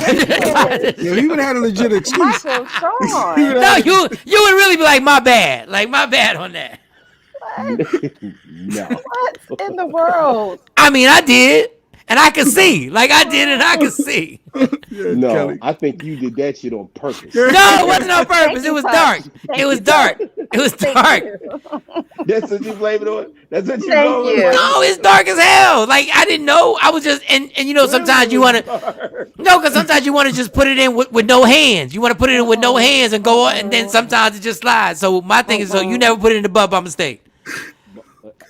You don't have to answer that. You don't have to answer that. Son. He did. That's why he don't want to answer. He did. Allegedly, maybe. He did. You blind bastard! You put it in the butt by mistake. Yes, you did. Sorry about that, Tom. You know Mike. Terrible. You know how Mike do. You know We've been at this for over 15 years. You already know what it's hitting for. So some shit just don't change. It don't change. No, but this is hood dude stuff. Dudes want to know this. Everybody. Let me stop saying everybody. People have had chick. Okay, chicks have lied and be like, "Oh, I'm pregnant. I need half because I'm not keeping it." Like, has anybody ever hit you with the listen? Because if somebody say they. I'm sorry. What up, Tariq Wallace? Go ahead, go for it. Tariq Wallace was good. What up? Has any of these chicks tried to play you like that? Because literally, you would have to feel their stomach if they were like 2-3 months pregnant. Like, I'm pregnant with your kid. Like, Well, that's I what can he had see. Jay for. That's what he had Jay for. Yeah, but sometimes Jay drops the ball. That's why the records got stolen. So, Yo, Touch, you ain't got an answer, but go ahead if you want to. Has anybody tried to scam you? Any of these females try to scam you? Fortunately, I don't. Nah. Fortunately, Touchdown had one terrorist. There was one chick that was a terrorist. We had to kick her out the DJ booth one time at Sweet 450. We had to remove her from the DJ booth. We ain't like her, but I'm not getting into Touchdown's business. But you know how many chicks used to tell me, "Oh, I'm trying to get in the DJ booth. Touchdown. I'm his girlfriend." No, you not. No. And you're not getting in. And I always told him he don't want to see you right now. Right. And Tone doesn't mind that I can't see you jokes. Like a lot of people think of him being completely blind and is always a joke about. I thought blind joke at you in a minute. Like I can't see you, but I can feel you. Yeah. So I thought Mike blind always joke at you in a minute. tells the story when he wanted to fight somebody for you, Tone. Oh no, but that irritated my soul. God. The days of the comfort and yes, people don't understand. We could do a whole movie just off the comfort inn alone. You ain't never lied. Like that bar at the Comfort Inn, if those shelves of liquor could talk, good God. I don't know how Touchdown would get it in with the liquor. Like Touchdown was about that life with the liquor. Like obviously, if you hung out with me, chances are you was about that life. I had to match you, bro. You had to. Oh, you really didn't have to. But the whole story was some white boy came and grabbed a French fry out of Touchdown, and I don't know how that white boy knew you were blind. No, because I don't think he had his stick. He was just sitting at the bar with us. You're right. So I honestly didn't know, but I know he said, "Don't tell nobody," and he grabbed the fry out. So then, I mean, it didn't turn it. We really should have beat that dude up. I don't even remember how it ended. I don't even remember. We really should have. Like, all I remember Mike saying is, "Yo, you better get out of here before I smack the shit out of him." That's all I remember. That's not even me. My ears perked up. I was like. And this is after a few drinks, but all I remember is my ears perked up. I was like, "Whoa, what just happened?" And it was like, "Don't worry about it." I was like, "Mike, cool?" They was like, "Yeah, he cool." I'm like, and not knowing that it was me that he was protected. So thank you. I had no clue. No, you was fine. It was just I just don't like bullies. I just don't like. And I hate to be racist, but there's something additive to a white bully. Like there's something weird that just adds fuel to the fire. Cause y'all know I'm not even that person. Y'all know I'm not even that person to be setting that off. But Bobby Holiday has a funny. So we're talking to DJ Touchstone. Let me tell y'all, the #1 blind DJ in the world. This guy's been doing this for over 20 years. Still on the radio. Yeah. Still on the radio, Philadelphia. Markets. Iconic. Somebody who like if you go in Philly. There's J Ski, Touchtone, and let me shout out Cosmic Kev.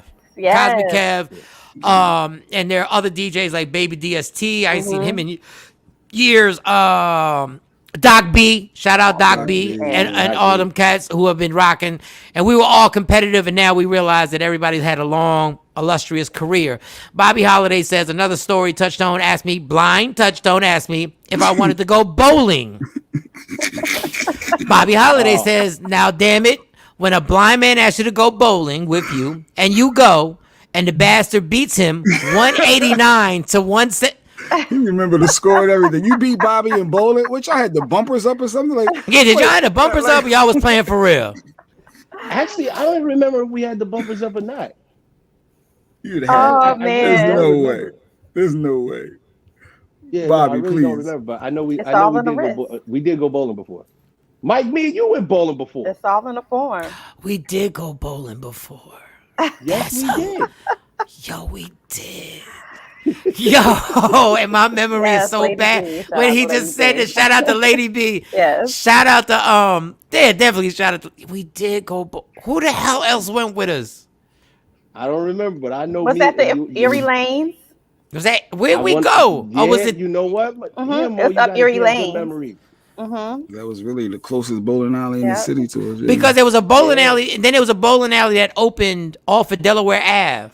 That was Lucky Strike. That was Lucky Strike. Lucky Stripes, yeah. Then you have to take the elevator. Oh, drunken stupors going over the elevator. Why did I want to go bowl? All I wanted to do was drink. And bowling. That's the only place that you can actually buy real drinks, eat real food, and bowl. So you was definitely back then. That's right. Glue, is it Glue Go 55? If I'm saying it wrong, I'm sorry. I tear everybody's name out. It says, hey Mike, shout out to shout out from Funky Town. Shout out to Funky Town.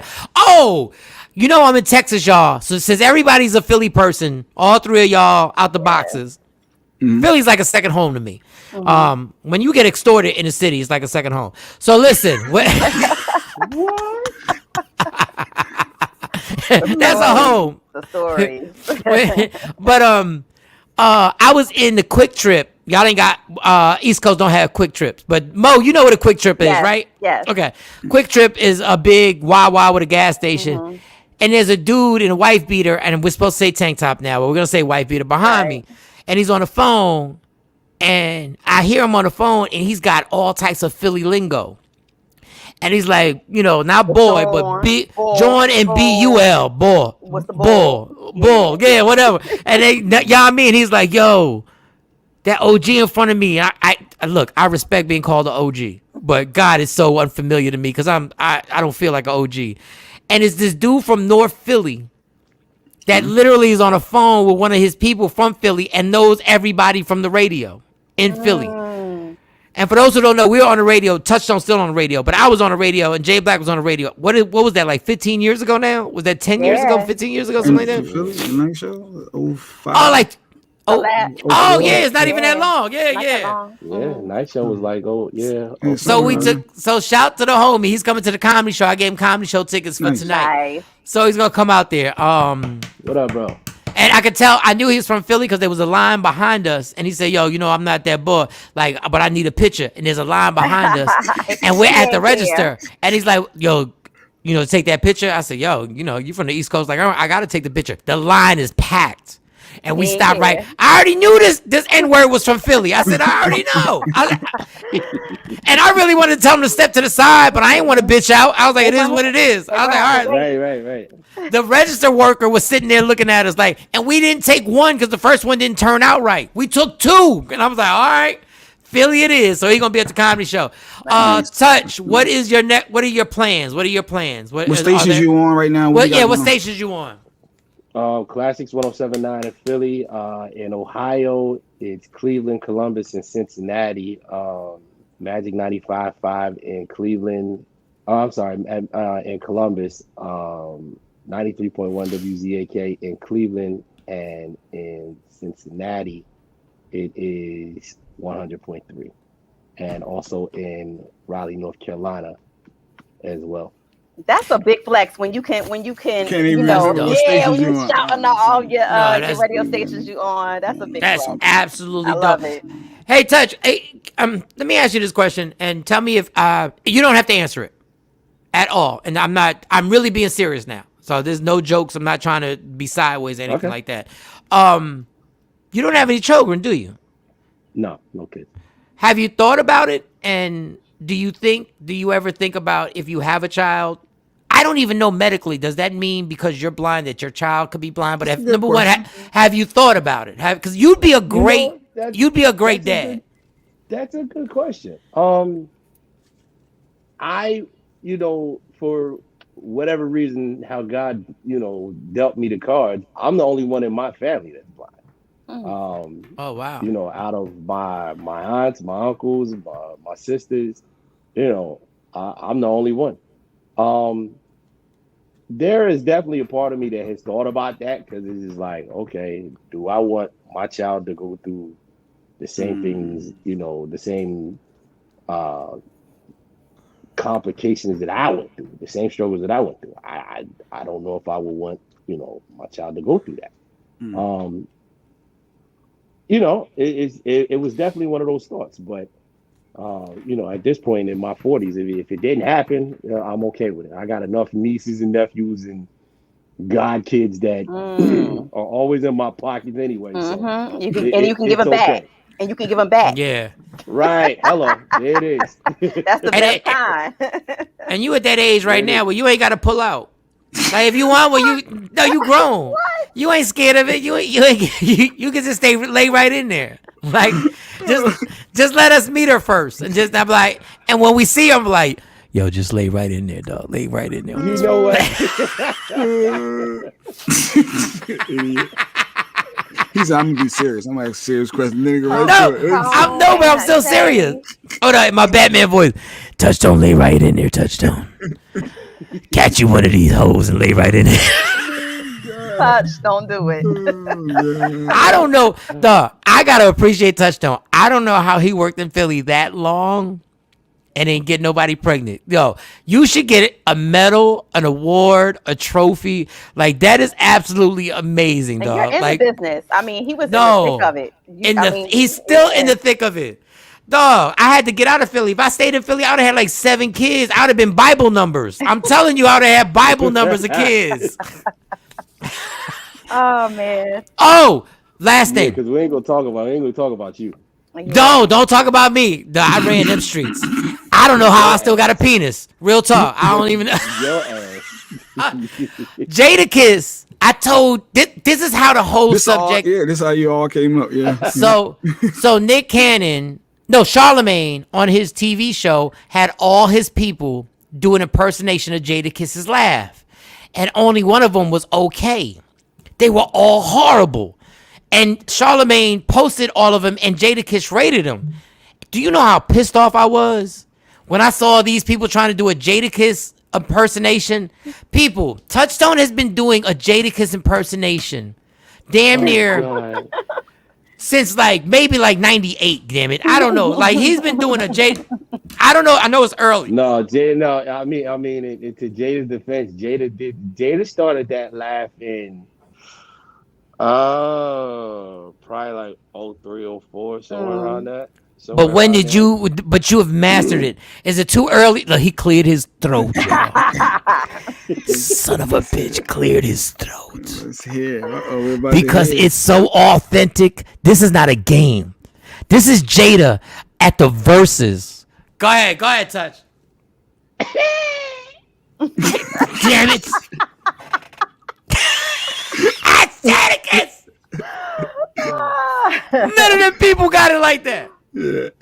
You want to rock it one more time? That wouldn't even be my best because it's still early in the morning. It's early. Early. Yeah, that's probably that's about the best you're gonna get right there. Go get some lemon. Go get some lemon real quick. Go grab some lemon.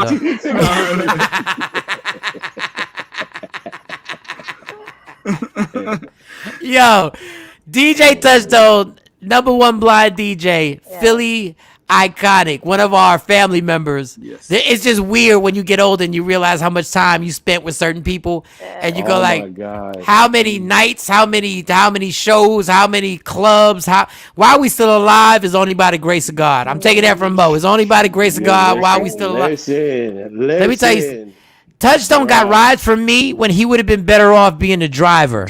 I'm just telling you right. I done picked him up off the corner of Broad and Alany. Jeez, my God. There's been so many. Yeah. There is nothing but God when it comes to all of us rolling. I told people to start. If our livers could talk, good God. I remember when we were in Conshohocken, and I told this story yesterday, and Touchstone got fired, and he had never been fired. And there was a bar around the corner from remember Conshohocken? There was a bar up to. Sure do. Yes. What the hell with that name? It might have almost been racist. I forget what the name of that was. Racist. And the only thing I couldn't do nothing but Touchstone say, "Yo, I'll buy you some drinks." Look, in my ass, I'm like, you know what? Yeah, let's go. Let's go.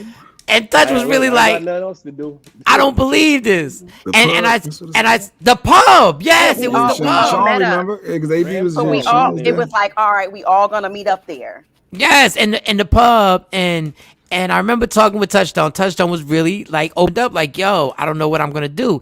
And in my mind, I was like, you know, you tell somebody you're gonna be fine, but in my mind, I was like, I don't know what he's gonna do, right?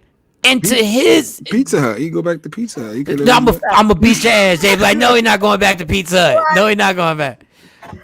But in my testimonial of Touchtone, we parted ways, and I said, I don't know what he's really gonna do. Like, I really don't. And 15, 20 years later, all he did was get back on the radio and just become iconic in Philadelphia. Bigger, yep. So, dog, Yes. I applaud you for your persistence and your work ethic, because it's absolutely amazing what you've accomplished in your career, and it's just the beginning. And then when I get my situation back, and something's gonna happen, we're gonna make sure we all connect again. First of all, we'll go to the Comfort Inn. I can't drink, but we'll go to the Comfort Inn and hang out. Touchtone. No drinking. A whole bunch of water for you, bro. Water. Yeah. But y'all better believe, I'm warning y'all now. I told my family, I told everybody. Let me become a millionaire and put my money to the side. And I wish you would tell me I can't drink. I wish you would. Let's get the multi-millions first. Let's get to the status. I wish you would. First. All right, Touch. Appreciate Thank you. Touch. Thank you for joining the show. DJ Touchtone at DJ Touchtone on all social media platforms. At DJ Touchtone on all social media platforms. Go follow him. Go stream the radio station. Touchtone 215. Oh, at DJ Touchtone 215. Yeah. There you go, Jay Black fucking up again. There you go. You can tell Jay Black don't really hit your Instagram up. Because you got the 215 at the end. It is 215 there. Y'all just ain't see it. It's at DJ Touchtone 215. Yes, that's exactly what's there. At DJ Touchtone 215. That's what I see. Hey, somebody Jay said Black on the is still horrible. I'm glad he ain't your manager no more. Dog, first your record about getting back into management. See, I was thinking about first your records get stolen. Now he can't put your proper damn IG handle. Hey, Bubba.Honcho on IG Live. He said, hey, Mike, can we shift gears and talk about child support for single fathers? Not today because the show's over, but we can't. I'll write that down. Look, I'm tomorrow. I'm going to write it down. Child support. That's a sticky subject. It gets under my blood every time.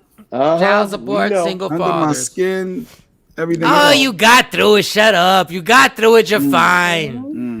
You're better than ever. I have my opinions on that. Hold on. Jay Black got through it and had another blessing. How about that? Jay Black got through it and had another superhero. So whatever. It's cheaper to keep him. No, it is less money when you would. But anyway, I digress. Touch, thank you, Touch. Appreciate you. Yes, love much you love. much. It's so good to see you. I download the app to listen to the mix if I'm not in around, and anyone go check them out. You can download the app. We ain't even talk about Touchtone knowing the strippers that he wanted at the strip club. We ain't even talk about that. He knew his strippers. We gotta have him back. Back then, not now. Back then. I know back then. Oh, why you saying back then? You got somebody in your life, motherfucker? You got somebody in your life, Touch? It's called I got better things to do with my money now. Okay. That's right. You got response. Right. I was just wondering. You got responsible. You know what I mean? Okay, that's what I'm talking about. Responsibilities. But don't act like you ain't know the stripper's name. Oh yeah, listen, I man up about mine. Yeah, there was a time where you definitely could catch me at at somebody's strip club. Sure. I can't see you, but I can feel you. Yeah. Where's Pocahontas? I'm here for Pocahontas. Where's Pocahontas? Where's Pocahontas? Ain't no bitch named Pocahontas up in here. Night on Broad Street. That's not on Broadway.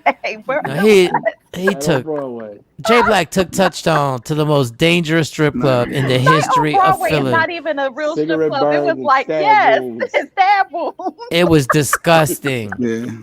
And it was fun. No. Oh, it was, but it was so dangerous, yo. No, they was walking in that place. They was really sex trafficking chicks in that place. They would show you a photo album of women. Allegedly, stop. No, not allegedly. I walked out drunk as hell, and somebody said, "Do you want a woman?" And I said, "What are you talking about?" And they said they took out a photo album, and they were like, the photo album had Polaroid pictures and prices on them. I know what I was talking about. Don't listen to Mike. Don't listen to him. I didn't buy nobody. Jay Black had you in some places. Yeah. Dog, places. You could have been doing Fed time. Man, Night on Broadway was, let me tell you something. If your girl worked a night on Broadway, that was a hard, listen, every other, girl. Delilah's was a reputable strip club. All the other spots, if you danced, that was a job. The Piccadilly, Night That's on a Broadway, job. the No, Cherokee. What was Fifth and Luzerne spot called? Wasn't it Fifth and Luzerne? Didn't they have? I don't Terrible. I forget, but anyway, you had him. You had him in the dirty strip spot. Damn you, Jay Black. Kind of manager was this? That we wasn't supposed to be. Jay Black had us hooked up at a night at a place called Dutch Gardens. How that sound? That's what it's called. That's what it's called. How that sound? How that sound, son? You did broadcast from Dutch Gardens. And we had Anissa. Remember Anissa from MTV's The Real World? She was our main. Yes. There wasn't no broadcasting mode at Dutch Gardens. We just had a night. Shout out to Anissa. Yes, you did have a night at Dutch Gardens. And the owner was like 7 days from dying. Wow. All right. We gotta go. Good memories though. Girls night. Yeah. Yo, Jay Black had everybody's life in danger. Every time he booked something, it was something we was in danger. Everybody got paid. Everybody had fun. We all did. No, facts. Facts on facts. Facts on facts. Facts on facts. We should have had it. We should have had some type of. We should have signed something. You had to get a tetanus shot before you went in there. Yeah, goodness God. All right, y'all. All right, Touch. We'll talk to you, big homie.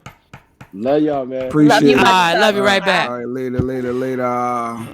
Oh man, that was amazing. That was fun. We ever write something? We ever make a little movie about what happened? A short film. Oh my goodness. Yeah, that was. Remember we said behind the beats when they had like behind MTV. If we had that and cameras following us around back then. I want to. Oh no. Now I'm gonna reach out to Anissa. MTV. Reach out. Challenge, yeah. She's still doing a lot. She's still out there. Yeah. We gotta get. All right, easy with the a lot. Well, she's busy. She does a lot. And mingling. All right, easy with the lot. She's on MTV 12. Like, okay, easy. No, I can't. She on MTV 12. She on Media Room 365. Like, I can't. We told her when she was popping. We told her. Jay Black warned her. Yo, you better capitalize on this right now. She had to lie. She had to lie to us drinking with us. We knew that was a bad move. Why are you with us? Why you? You're not supposed to be with us. This ain't where you want to be, girl. This ain't where you want to be. You got to go to New York, sweetie. You're not supposed to be at Delilah's with us. Then it was like 8 months later, she was working at Delilah's. I was like, what are you doing here? Remember that? It happened. Oh man, she even talk about them days. Yeah, it happened. But Amber Rose, like everybody tried to act like Amber Rose wasn't at the bar with us too. Yeah, Amber Rose back in the day, right? God bless her.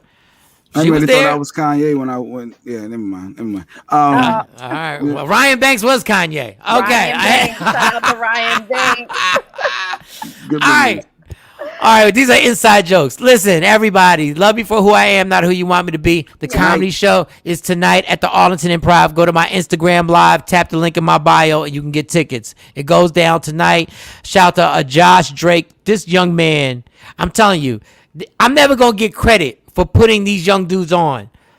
Trey Mack, I put him on. Well, he was already on, he was already on. I'm not saying I discovered him, but these young dudes are hilarious. Josh Drake is hilarious. Dexter Given is hilarious, and my man Fonzo Crow. You already know what I'm coming to do. Yes, so get them tickets. Tap the link in my bio, or you can call 817-635-5555. Love me for who I am, not who you want me to be, because I'll never be that.